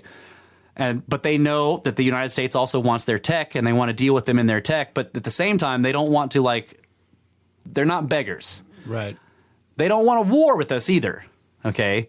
So they start doing these like basically brazen incursions into United States airspace, right? As a show of might. They don't hurt anybody, right? And this results in some kind of deal between the United States and these colonies, which later results in this whole strange Antarctica pact of nations that everybody can build bases there, but none of them are military. Yeah, because these people under the ice don't want any freaking military bases on top of the ice. Yeah. But at the same time, it gives them... What's interesting is if you look at the way that accord is built, like any nation can at any point inspect the bases of any other nation. This is genius if you're the colonists underneath the ice, because this makes them police each other and you don't have to, right? And they're always bringing resources. Right. The resources are always showing up there. So with all that in mind, let's play this clip from Major General John Sanford. I am here to discuss the so-called flying saucers. The Air Force interest in this problem has been due to our feeling of an obligation to identify and analyze to the best of our ability anything in the air that may have the possibility of threat or menace to the United States. In pursuit of this obligation, since 1947, we have received and analyzed between 1,000 and 2,000 reports that have come to us from all kinds of sources. Of this great mass of reports, we have been able adequately to explain the great bulk of them, explain them to our own satisfaction. We've been able to explain them as hoaxes, as erroneously identified friendly aircraft, as meteorological or electronic phenomena, or as light aberrations. However, there have been a certain percentage of this volume of reports that have been made by credible observers of relatively incredible things. It is this group of observations that we now are attempting to resolve. Our basic difficulty in dealing with these is that there is no measurement of them that makes it possible for us to put them in any pattern that would be profitable for a deliberate, custom sort of analysis to take the next step.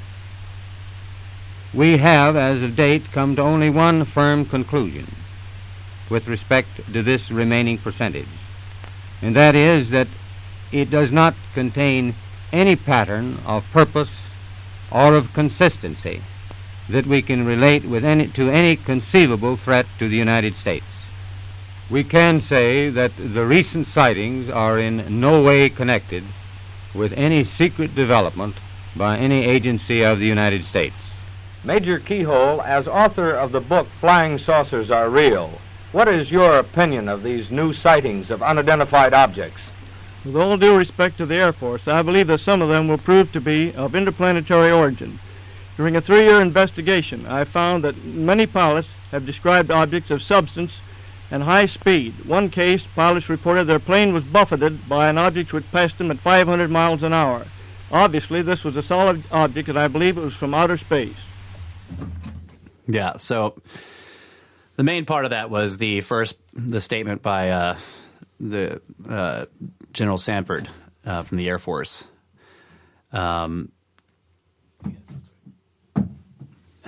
And basically, his statements are very interesting. First of all, he said, like, the part that a lot of people pick up is that there are sightings of relatively incredible things by very credible people, right? Yeah. Or maybe I spun that around. Sightings by very credible people of relatively incredible things. The other thing he says that after, that they can't find any pattern that is any kind of that shows any kind of conceivable threat to the U.S. Okay. Now, if they were completely unknown, how could you possibly say that? What do you mean? Like, if they are actually interplanetary or space alien things, how do you know, if you don't know what they are, that they're a threat, right? I guess what I'm trying to point out is that what he says there implies that they know more than just sightings of flying objects. Right. Yeah, I got you. And then he also makes sure to say that they will categorically state that these are not the result of any kind of secret tech that the United States has. Yeah. Or any agency or department thereof, right? So those things are all very interesting because if, like, going with the story that I'm going with, like, this guy knows what these things are. And there's this, like, high stakes negotiation happening, and they have come to some sort of agreement at this point, right? And so he's basically saying they're not a threat. Why? Because they've come to an agreement. Yeah. With these, like, lost Germans or whatever you would call them, these the breakaway civilization. The breakaway civilization, and also that these are not the result of any secret United States projects. Yeah, except for the deal. Yet. So, there's other audio that's interesting, but I couldn't find it in time for the show. So I will try to look for it, and maybe if I find some of the stuff, I'll put it in the show notes. There's a whole like hour and a half or maybe close to 2 hours that has a bunch of audio that is from this period of time of people talking about these things. It's not fiction. These are actual broadcasts that went over radio of people discussing these things. It's conversations with Major Kehoe, who's the guy who talked at the end, the guy who wrote the book, that flying saucers are real or whatever. So what I think is interesting is, like, and you could kind of carry this along, that there's been this disinformation campaign from this point forward. Okay.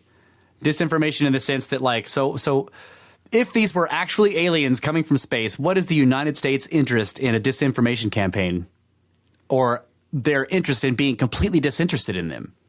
Yeah. And stopping the Project Blue Book and all this other thing. Like, they're just like, we're not going to look at this anymore. We're not going to waste time for this anymore. Like, people, why would you do that if these are actually completely unknown, possibly things from outer space? Yeah.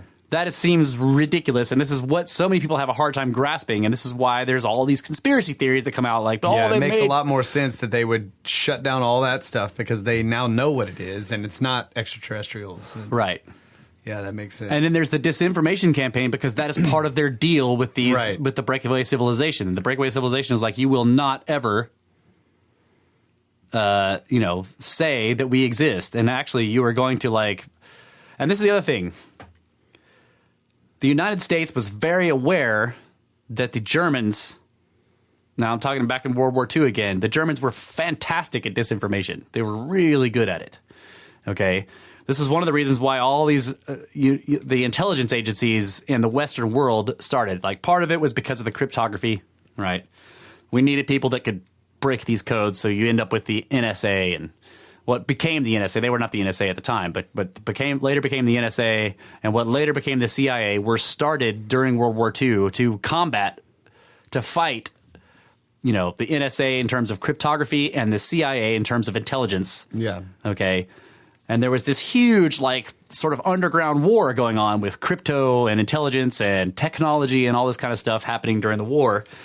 And this looks like a piece of it that is, you know, so basically this story explains in a way the United States government's stance on UFOs ever since. Yeah. Yeah, that makes a lot of sense. Now, but what would be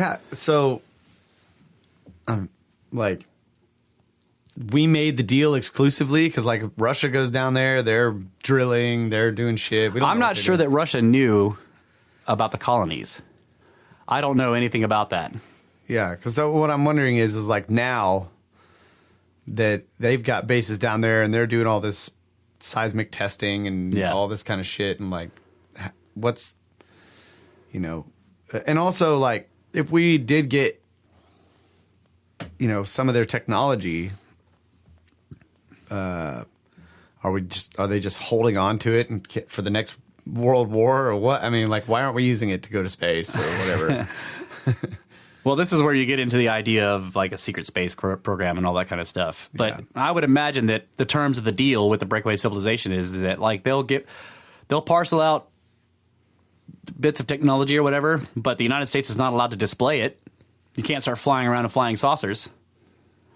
You know, I don't know. I have no idea. There's abductions and all that other kind of stuff. So the interesting thing about the abductions is there are two kinds, basically. Okay, there are two basic kinds of abductions. Once you get into the modern era of abductions, now this is like, again, when you go back to like the contactee period, okay, quote unquote contactee, as opposed to abductee, because like before you get into the modern period of like people who are like taken out of their beds or while they're camping, and then all this weird medical crap is done to them by something that doesn't look human but is humanoid, grays, whatever. Yeah, that's the abductees. Before this, like late 40s, early 50s, up into the 60s, you had what was called the contactee period. It was never violent or like all the abductee stuff is like against the will of the you know, the person's terrified and blah blah blah. The contactee period is like some like Adamski looking like, you know, hubcap thing comes down and lands, and this beautiful Nordic woman comes out and claims that she's from Venus, and then takes them to fly around and look at stuff or whatever. They have sex and then they come back. You know, it's like it's all contactee, right? They make these like crazy claims and they cook pancakes for the guy or whatever. It's like it's very strange, but they're not aliens. Or they are, if they are aliens, they're like incredibly human looking aliens. Yeah. Right. The more modern era of abductees has an interesting and lesser known counterpart to it. So once the abductee period begins, you have this other thing called MILABs, which is military abduction. So a person who gets abducted by Greys or has experiences that they associate, or that where they are like, okay, aliens are abducting me and doing weird medical experiments on me. So they'll get abducted, and then a few nights later, there's another abduction, but the things that they see doing the abduction, and it's very similar, and there's weird medical crap or whatever, but it's military dudes. Right, so first the Greys come down and they do this very strange, very like ethereal, very weird, you know, all these like very psychedelic type of thing happens to the person where they're kind of in and out of consciousness and blah blah blah. And then there's this like very rough, very violent military abduction, and so the MILABs things is like people have thought that like the military is trying to figure out what the freaking Greys are doing with this person. The military wants to know, why is this person being abducted. But they're keeping it secret, so they come down and abduct the guy, and then like, what did he do to you? And stab him with stuff, and like, where's that implant? Give me that thing, you know. Now, I've also thought about the missing person stuff. If you do have this breakaway civilization, they're going to have a problem with genetics.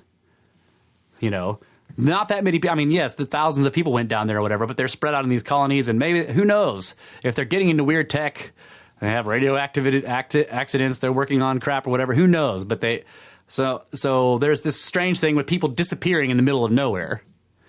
And there's a lot of Germans or people of German ancestry or stock that vanish. Like David Paulides has talked about this, about how there's this, like in his disappearance cases, not all of them that happen, where people get lost and just whatever. But the 411 ones, he says there's a preponderance of people of German ancestry.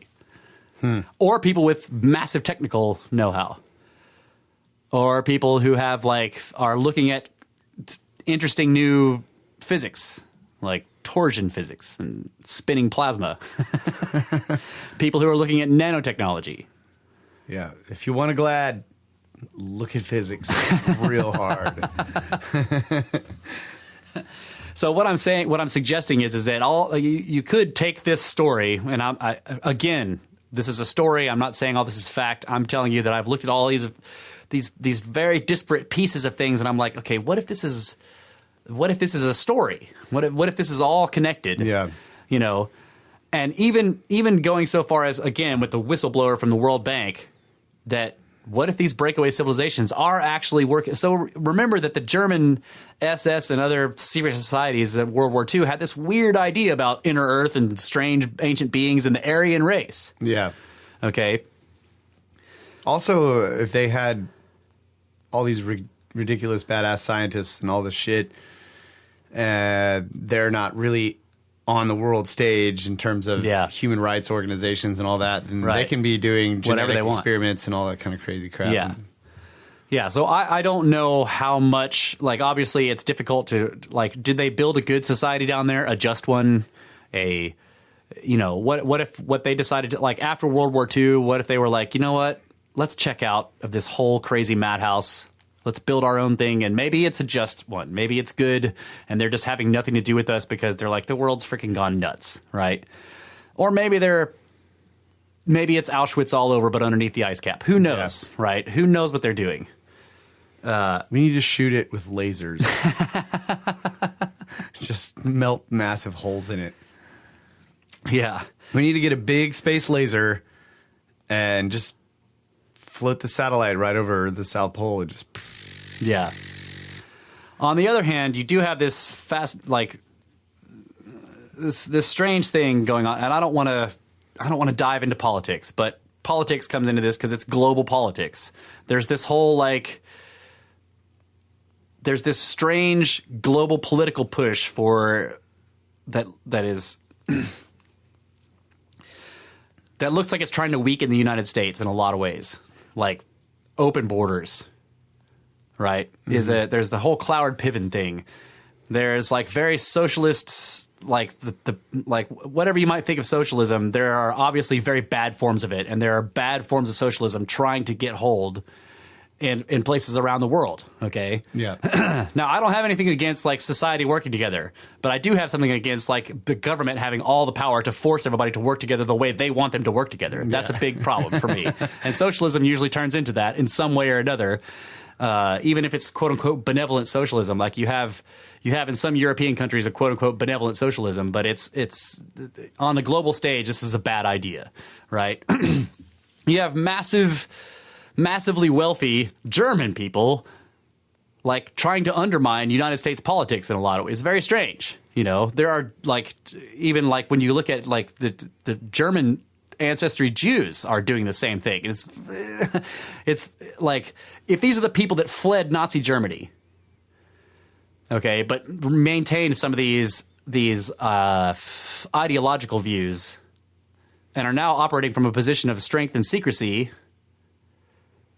and then you have this testimony from this woman saying that longheads in some cases are these weird not alien, but humanoid longheads are running different species. World Bank stuff and doing strange things in world politics, right?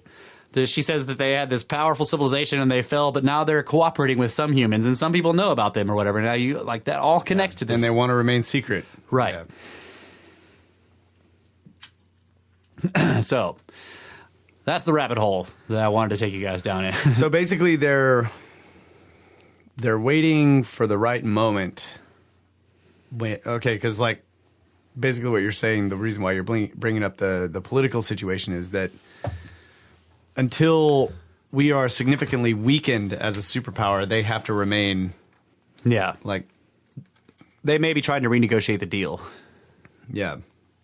Or not actually renegotiate the deal, but like, I don't know. Like if they're nationalists and this is some effort. Okay, there's a book that was written called The Fourth Reich, okay, that talks about this, and like I'm not promoting that book, but what I'm pointing to is that there are politics involved in this. If it is true, it is inevitable that there are global politics involved in any breakaway civilization. Because, okay, a breakaway civilization is not going to not deal with nations. Yeah. Okay. By nature, they're going to need resources. And being in hiding means they can't just go out and start mining everything. Now, think about things like just weird, strange, like disparate stories, like the fact that all these World War II vessels that are full of metal and everything vanish off the bottom of the sea. You remember that story? The famous graveyard where the Brits would go out there once a year and hold this big ceremony over top of all these huge warships that like Japanese and German and British and American ships that all sank to the bottom. There's this massive metal graveyard of them miles beneath the ocean. They would go out there once a year and hold this ceremony. And one year they went out there and they were all gone. They're just not there anymore. No kidding. Yeah. I did not. Somebody is snaking resources. Like somebody needs resources. They need metals, right? And then, so that story comes out and I'm looking at it I'm like, what the actual F? Why isn't anybody freaking out about this? And the governments are like, oh, yeah, this happened. Go on about their business. I'm like, wait a minute. You can't just, like, blow this off. This whole, like, all these ships, there's enormous amounts of metal they were never raised. Like, they took the time once a year to go have this ceremony, which meant that it meant a lot to them. But it was too difficult for them to bring them up and really give them the honors, like put them in museums or like, whatever. No, they went out there because they were too deep and it was too cost prohibitive to do it. And somebody went there and got all of them within the space of a year with no one knowing about it. That's crazy. Or they did know about it and were letting it happen. Yeah. So back to the more recent thing where they were going to drill down to the lake and then NASA's suddenly just like, Yeah. environmentalism. They were going to drill down to the Lake Vostok, and then they detected the magnetic anomaly, and suddenly NASA becomes environmentalists. So, but they should have already known, right? I don't know. They may, if I was the breakaway civilization, I would not want the actual locations of my under ice bases to be known. And what better place, okay. If there is an actual lake down there, why is it there? How is it still not frozen? Well, if there's a vent there keeping everything warm, then there's probably a big cavern above the lake. Yeah. So that would be a good place for a base. And remember that the magnetic anomaly was on one end of this. The lake is this long, narrow thing, and the magnetic anomaly is at one extreme end of it. So it could be the installation or it could be an ancient, who knows? Yeah. It could be the remnants of one of the ships that the Martians brought over here. I don't know what it is, but it's fascinating that NASA suddenly were like, oh, well, environmentalism, blah, blah, blah, blah, blah, blah, blah. Like, we can't possibly destroy that ecosystem that we don't even know is there. That seems ridiculous. Right, and the Russians are like, what ecosystem? It's underneath all this ice. And they start drilling down there, and then their scientists vanish for 2 weeks. Then they're returned, and they say nothing, and the whole story disappears. That's crazy. So is this tied to all the observatories shutting down? I don't know. But how about this? I'm getting real conspiracy, but we got to take a break. Oh, yeah. Hold on. One more break.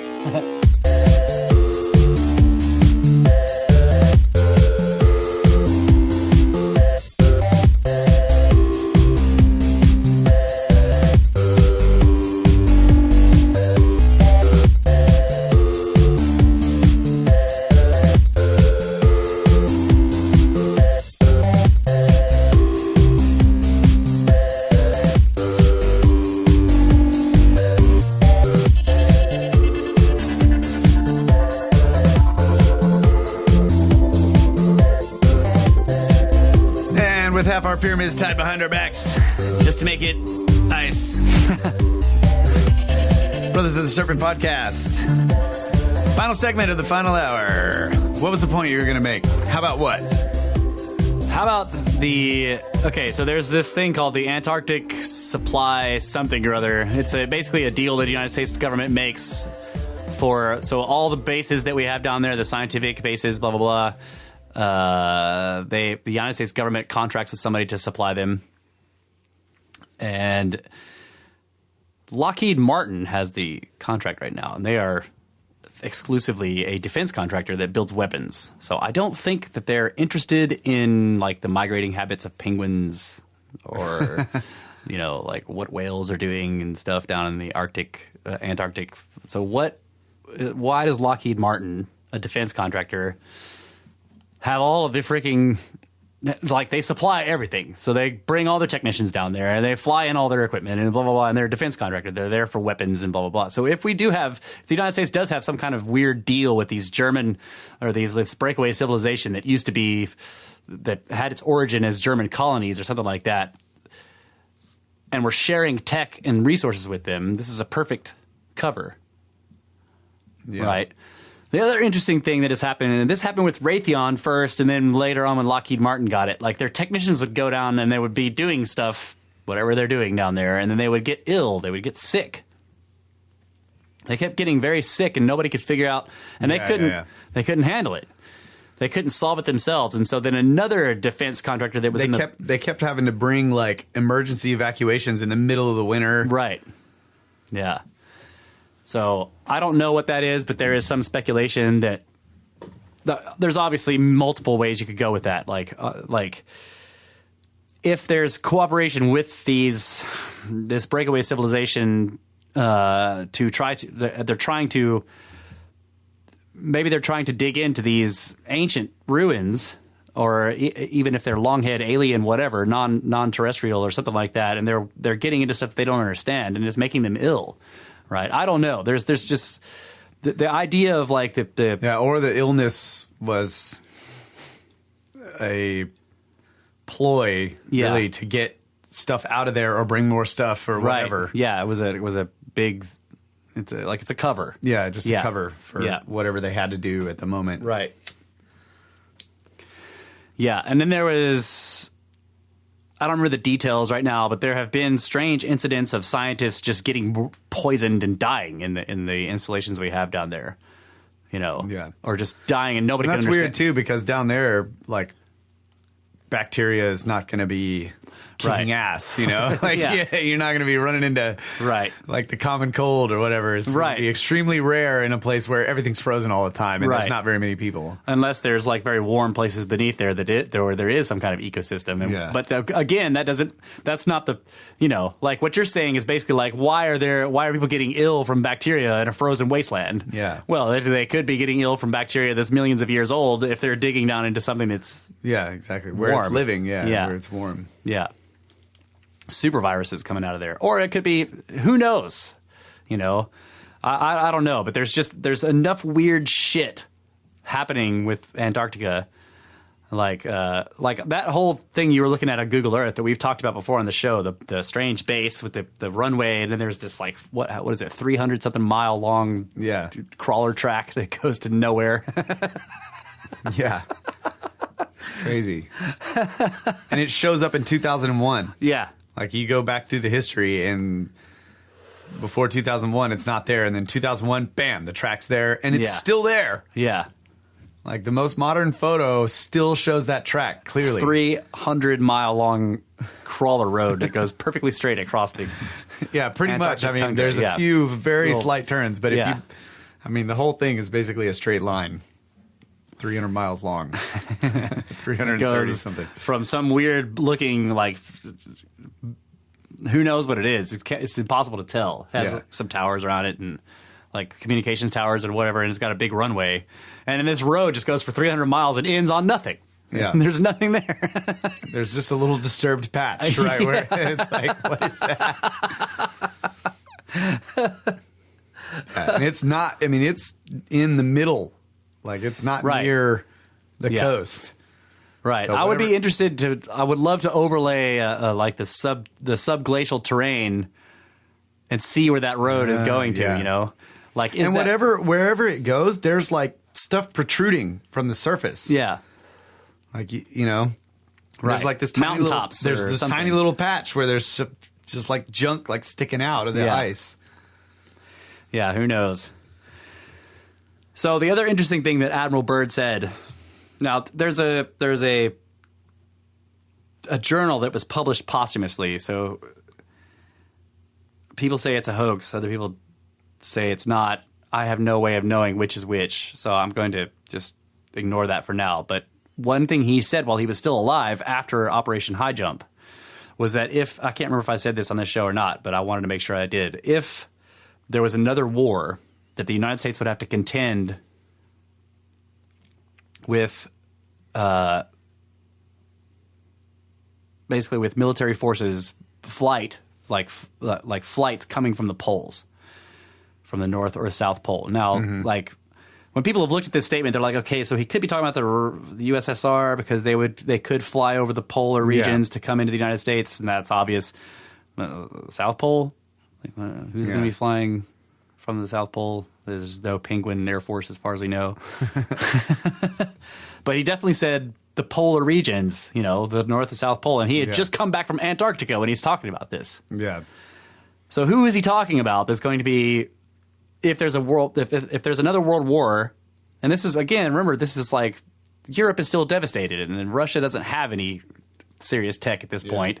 Who is he talking about that's going to be flying in, is going to be a serious threat to the United States from Antarctica? Yeah. So now if you look at his posthumous journals, there's all this... Posthumous. Post-posthumous. His journal, his posthumously posted journals. There's very strange stuff in there, and I don't know what to think of it. That like, while he was gone for those 3 hours, that he encountered these Earth beings who were non-human but not extraterrestrials either, who lived, or at least claimed to live, somewhere beneath the surface. It's not clear if they are under Antarctica or if they're just subsurface beings, inner Earth type things. I think he called them the Aryanites or something like that. So this is the idea where you have the whole Aryan thing, right? This is an ancient civilization of hominids that are Earth beings who have survived the cataclysms that their civilization went through by going underground, and they have remained there. Okay, and so that's another breakaway civilization in a sense, right? And they, according to these journals, okay, Byrd never said anything like this while he was alive, but according to these journals, if they were actually his, they complained to him about the whole nuclear thing. So this is where you had the beginning of and there is a whole bunch of stuff with the contactee period where these Nordics and other ascended beings or whatever, these humanoids, were complaining to whoever they met about the whole nuclear deal. They didn't like us blowing up giant nuclear bombs. They were constantly warning us not to do this. And this trend has kind of continued in an interesting way. You get out of the contactee period and more into the modern UFO abductee period or whatever, but U.S. military bases, and not just in the United States, but also around the world, like Rendlesham being a famous one. Rendlesham is a base in the UK, a United States base in the UK, where these things come down and shut off all of our nuclear stuff and then leave, right? It's like they're testing. Are we still more powerful than them? Can we still affect their tech, right? And there's enough reports of this by actual military people who are just grunts, or people who are even like high in the chain of command, like the guy who was in charge of Rendlesham Base. Was like, okay, we saw these crazy UFO things going around in the woods, and they were shutting off power systems and turning off, affecting the base in a big way. And there are other places in the United States, missile silos and everything like that. And this has happened on Hawaii, too, where these things come down, they hover over the base, they mess with the nuclear weapons that are beneath the surface, and then they leave. Like it's, again, like the flyover Washington, D.C., these are signals. Like, you see these signals. Like somebody has done something that has pissed off this third-party, unknown secret power who then shows up, doesn't kill anybody or hurt anybody, but says, like, we can still do whatever we want to you. Don't F with us. And then they leave. Yeah. And so then there's... So it's like all this stuff on the in the political situation where they're like, we need to get rid of nukes. Yeah. We're all going to do this, right, guys? Yeah. Yeah. Because It's a they're denuclearization. really they're trying to appease whatever this other power is by saying, yeah, we're all trying to get rid of them. Right.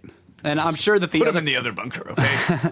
And if the other power is just, again, like, let's just not think about aliens or inner Earth beings or whatever. Let's just say that these are humans of a breakaway civilization that started sometime in the World War I, II era and really got going after World War II because they got a huge infusion of Germans that were fleeing and German scientists, whatever.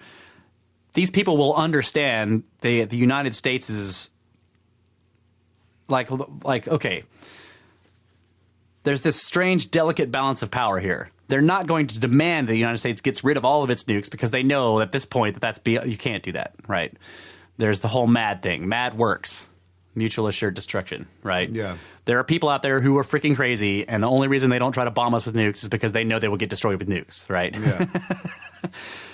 But there is this, like, sort of interesting thing to not let anybody else get nukes, right? Now, that also makes sense without having a breakaway civilization involved. But all the weird chicanery that goes on with that, you can, if you suddenly take a step back and say, wait, if there's this, like, unknown hidden third party in this, things begin to make more sense. And it's certain, like, the way that certain heads of state act, you're like, okay, Yeah. now there's more information here. Now, again, all this is speculation and conjecture, and you can obviously plug anything you want into the story with speculation and conjecture. So, again, I'm just saying, like, these are very disparate, strange facts that I'm trying to put together in a single narrative, which is a weakness of humans. Like, we want a single narrative. I want the freaking story to make sense, right? Yeah. So, maybe it doesn't make sense. I'll fully admit that, but this is an alternative view. Like, in other words, what I'm saying is we know the story where these people don't exist. I'm talking about the one where they do. We all fucking know that story. So don't cool. Respond to this podcast going, oh my God, no, this is because of the, like, we know that. Okay.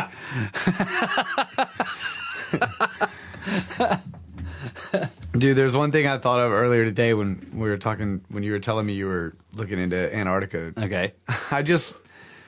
I, without knowing what you were going to be talking about, imagined like massive caverns underneath the ice where it was melted. And I was like thinking about taking a submarine in there. I'm serious. Holy crap. And like, I can't think of a more freaky prospect. Oh my God. Than to get inside a submarine, this tiny little freaking metal tube, and go way down under the ocean. Number one, that's like already, slightly claustrophobic. But then you're going to drive it into a waterway under a maze of 4 ice. miles of ice. And it's like you don't have windows. You're just like, boom, hanging just in here, and it's pitch black. Yeah.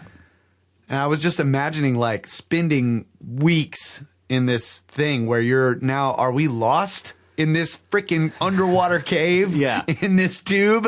Yeah.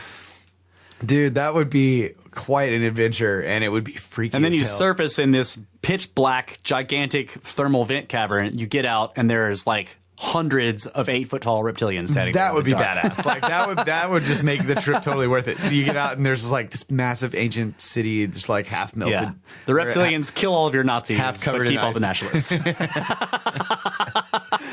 But the prospect of like we're just gonna go into this hole, like we're gonna go down deep enough into the ocean where we're underneath any ice and just cruise in there for hundreds and hundreds of miles. Yeah. And then find a riverway and then just like turn up that and just go that way for however many hundreds of miles. Yeah. And then it's like exploring a cave. Like if the smaller the tunnel gets, and the longer you go, the more you start to think, I can't turn around, and I haven't been able to turn around for a long time. Yeah. If I keep going, maybe there will be an opening where I can turn around. Right? Yeah. But maybe won't. Not. And so you might just keep getting smaller and smaller and smaller. And you have to decide, like, push on or freak out and go backwards, right? And then as soon as it's like deciding to go backwards, is even more freaky. You know, Yeah. it's like that's when you really start freaking out because you gotta like, Yeah. I don't know. Yeah. That's what I was imagining. Like, but that would be, And I'm sure they lost some. yeah. I mean, that magnetic anomaly might be what it is. It could very well not be an ancient alien city or like a breakaway civilization city. It could just be a German submarine. That's all it would take to make an anomaly there. Yeah, a magnetic anomaly is just a bunch of metal. A big chunk of metal. Yeah. That may be wrong because it may be too big. I don't know the size of it. I don't know how big it is. But a magnetic anomaly, this is how they found out that all those ships on the sea bottom were gone. There was no magnetic anomaly down there anymore. You know, you use a magnetometer and it's like, well, where's all that metal? It's gone. Right? So the claims that people made were like, oh, well, you know, the ocean probably just pushed dunes of sand. No, they would have found it because it was the magnets looking for metal down there that said the ships are gone. Right? So the magnetic anomaly in Lake Vostok, maybe it might be just a U-boat, a big one. Yeah. I don't know the size of the magnetic anomaly, so I can't. It could be say the for whole sure. fleet. It could be a bunch, yeah. Where they're, you know, Yeah. in their harbor, Yeah. whatever. Yeah. That's what I'm saying. Is like it could be a crashed one. You know, it could be as simple as like this is a 1940s or a secret German submarine that is just laying on the bottom there, and the reason why NASA suddenly backed out is because, you know, there's something going on with the whole like, okay, well, this is not ours. You know, I don't know. Wasn't there like billions and billions of dollars worth of gold and stuff that just vanished after World War II? All the art. There was huge art. There was an entire room made of amber that no one's ever found. Look up the amber room sometime, guys. It is a very fascinating. How do you steal a room, right? First of all, only the Germans are like, we're going to steal this room. I like this room. I'm going to take it. We're going to steal the moon. Despicable Nazi. This room is made of amber. I think I shall take this. So yeah, like all these, you know, the whole longhead thing. That woman that was talking about the longheads being in charge of all these, like the World Bank stuff. Like they have tons of resources. Yeah. And they're using stuff to manipulate the financial situation of the globe. And of course they have like other means of doing that too, just like weird. Yeah. So one of the interesting things about one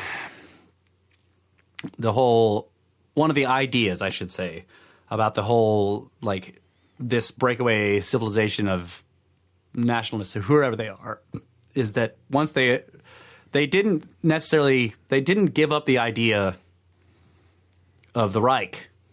Okay, if they're nationalists, they still want Germany to, or they may not attach it to land anymore. They still want this power. And once they understood that the Nazis had failed in a military takeover and establishing this Reich with military power, one of the ideas is that these breakaway people decided to do it through economic power. Yeah. Yeah, it's the only difficult thing about it to me is it just seems like how would we be making any kind of deal with them where like we're somehow benefiting? I mean, I guess unless we have gotten a bunch of technology from them, but we're just keeping all of it top secret. So there's like like you were saying, not all of it. There would be a secret space whole mission and whatever. Because if they had this alternative form technology for flight, you know, that would just change everything. I mean, it's a huge game changer. Right. And they may not want the world to change like that. Right. Does it make sense that like a superpower would just be cool with that? Part of the deal, you know what I mean? I don't know. That's what I'm talking about. That's the same question that people ask about, like, well, why would there be this interest in like debunking any kind of alternative like actual power? Let's just go with power and not flight, right? Why is there this interest in like getting rid of it? You know, if you're not, you know, like people who claim that like the oil companies buy up all the alternative power possibilities, and then they just like suppress them, right? Yeah. Like, why would they do that? Like, why wouldn't they just use it? use it? Yeah. Like, digging up oil and refining it costs a shitload of money and a lot of resources. And you're competing with a bunch of other people that are doing it. Everybody knows about oil. Like, what if we could, like, Exxon could just be the only guy that has, like, flying saucers, right? Yeah. Like, why would we do You'd be this? way more rich. Again, you have... This begins to make more sense if there's a third party involved demanding this. Right? Obviously, they don't care about global warming, man. No, they don't. They're underneath the ice. They're like, we want the ice gone. Well, it's their cover now, too. But once the ice is gone, then all the major cities are flooded, and then Yeah. they'll be in charge. Yeah. They'll be living on mountains. They're in charge. Yeah. And then again, you have this, I don't know, like, there may be a fourth party. Like, some of this rabbit hole implies the idea that there's a fourth party, these longheads. Yeah. The third party is the Breakaway. The fourth party, and maybe the fifth party, like if they're the longheads, but then there's these inner Earth people who are not the longheads. I don't know. Yeah. If you look at the ancient texts, they claim that there was not just one group of Anunnaki. There were the Nephilim, the Nephas, who were not Anunnaki. They were something else. They were some kind of breeding program deal, you know. There were multiple factions. You had the Igigi, the Sumerian word for like they were gods, but they were not the council gods, the Igigi, I. The Watchers, right? And then there's this obvious thing in the Book of Enoch and other things where there's fighting factions between them, and they don't all seem to be the same. So, like, it's not really clear what's happening here, but there may be multiple parties, not just a third, but a fourth, fifth, sixth. Yeah. Yeah. And the story may be very, very long. And a lot of those things that were flying around in the NASA videos in space did not look like they were made of metal. Right. They looked like life forms. Yeah, that may be the 12th party. The little horseshoe crabs like cruising around up there. Yeah, the space bacteria. Horseshoe jellyfish. Yeah. Yeah, who knows? But I think that's all I'm going to say about that. We've got... I think we need to... Man, fascinated by Antarctica, though. We, like... It seems like, I guess, in the world of science, there's like this interest in Antarctica, but there's, in large part, it's just a bunch of ice, right? You know, it's like, I'm just like, why aren't we doing way more shit down there than we're doing? Yeah. I've always wondered that. Like on Google Earth, you cruising around and it's just nothing. And there's a couple of places that you can find where it's like, oh, okay, they put a weather station up. Why hasn't anybody else tried to go underneath it? Yeah. That seems Maybe obvious to me. Right? I don't know. Well, I mean, everybody's building bases on top of it, scientific bases, and there's this whole like agreement that nobody's going to try to blow anybody up down there. Yeah. Why aren't there huge mountains of snow and ice that were dug up? Like, why don't we send, Vulcan Materials or Martin Marietta down there? Why aren't they looking for resources? It's like wherever they quarry here, they build mountains. Right. You don't see any mountains, any man-made mountains down there where they're just like taking all this equipment and just excavating and just going down and down and down into the ice. Right. That maybe you could answer that by either melting it instead of stacking it up somewhere else, but I don't know. Like, I don't know how that works. That glacial ice is a totally different... Where's all the equipment on the surface? Like, it's just like... Well, we know that the United States has gotten really, really good, really good. NORAD is completely in a mountain. It's totally, like, you can't see it.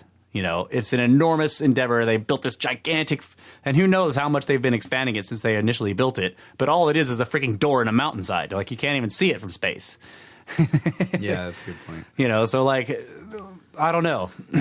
They may have found caverns in that mountain or knew that they were there, and that's where they're putting material, like, so that they're not constantly shoveling it outside. Yeah. There's also, they have boring machines. They're very boring to talk about. Yeah. And this is this is a tangent, but speaking about boring machines, there was a story that's been bugging me. I've been thinking about it recently. It was years ago, not many years ago, but some years ago. I can't remember exactly when it was, 2012, 2013, something like that. Maybe around there. But they were digging a tunnel, and I think it was Seattle. They're basically doing this. They were digging a tunnel underwater, kind of like one of the New York tunnels where it goes under the bay and up into the city. They're doing something like that, and they ran into this thing. So they have this gigantic boring machine that everybody gets in and they pilot it. You just sit in there and you drive it, and it's drilling through the rock beneath the water. And then they ran into something that stopped the machine cold. And you can't just like get out of the machine and be like, what is that thing in front of my machine?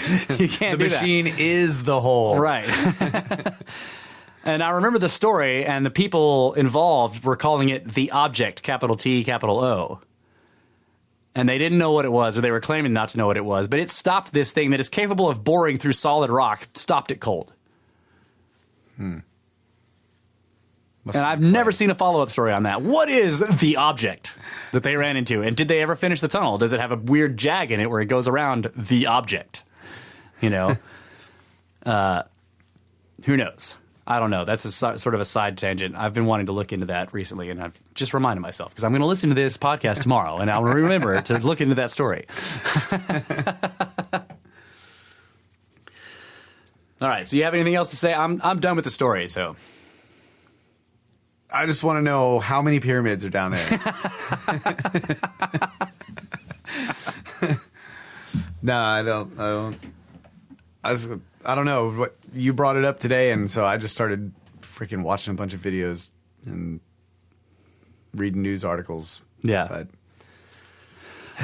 so it's all shrouded in mystery, and there's so many freaking conspiracy theories about everything right involved. And because the nature of the activity there is strange. Like whatever we've been doing there is strange. So that's and it's also what did you call it? If you don't want anybody to find your secret information, you flood the world with like bullshit. Yeah. Right. This is why there's millions of Sumerian tablets that are about selling goats. That's right. Right. Yeah. The same thing looks like it's happening here. Remember I said that these people are experts in disinformation. And like if there's some kind of secret deal that involved the United States intelligence agencies and the military or whatever. And so there have been like whistleblowers across the decades who have come out and just put out all this. Like right now, Tom DeLonge looks like a prime candidate. Like in his book, he talks about the I'm glad you reminded me of this. He talks about the Antarctica bases, quote unquote bases that the quote unquote Nazis made. It wasn't Nazis and they weren't bases. They were colonies. But he claims they all failed in his book, which is like, to me, and nothing against Tom DeLonge. I don't have anything against him, and I'm not saying that he's doing this on purpose. But to me, he looks like a classic. He is a classic, like a person who has been chosen for the dissemination of disinformation.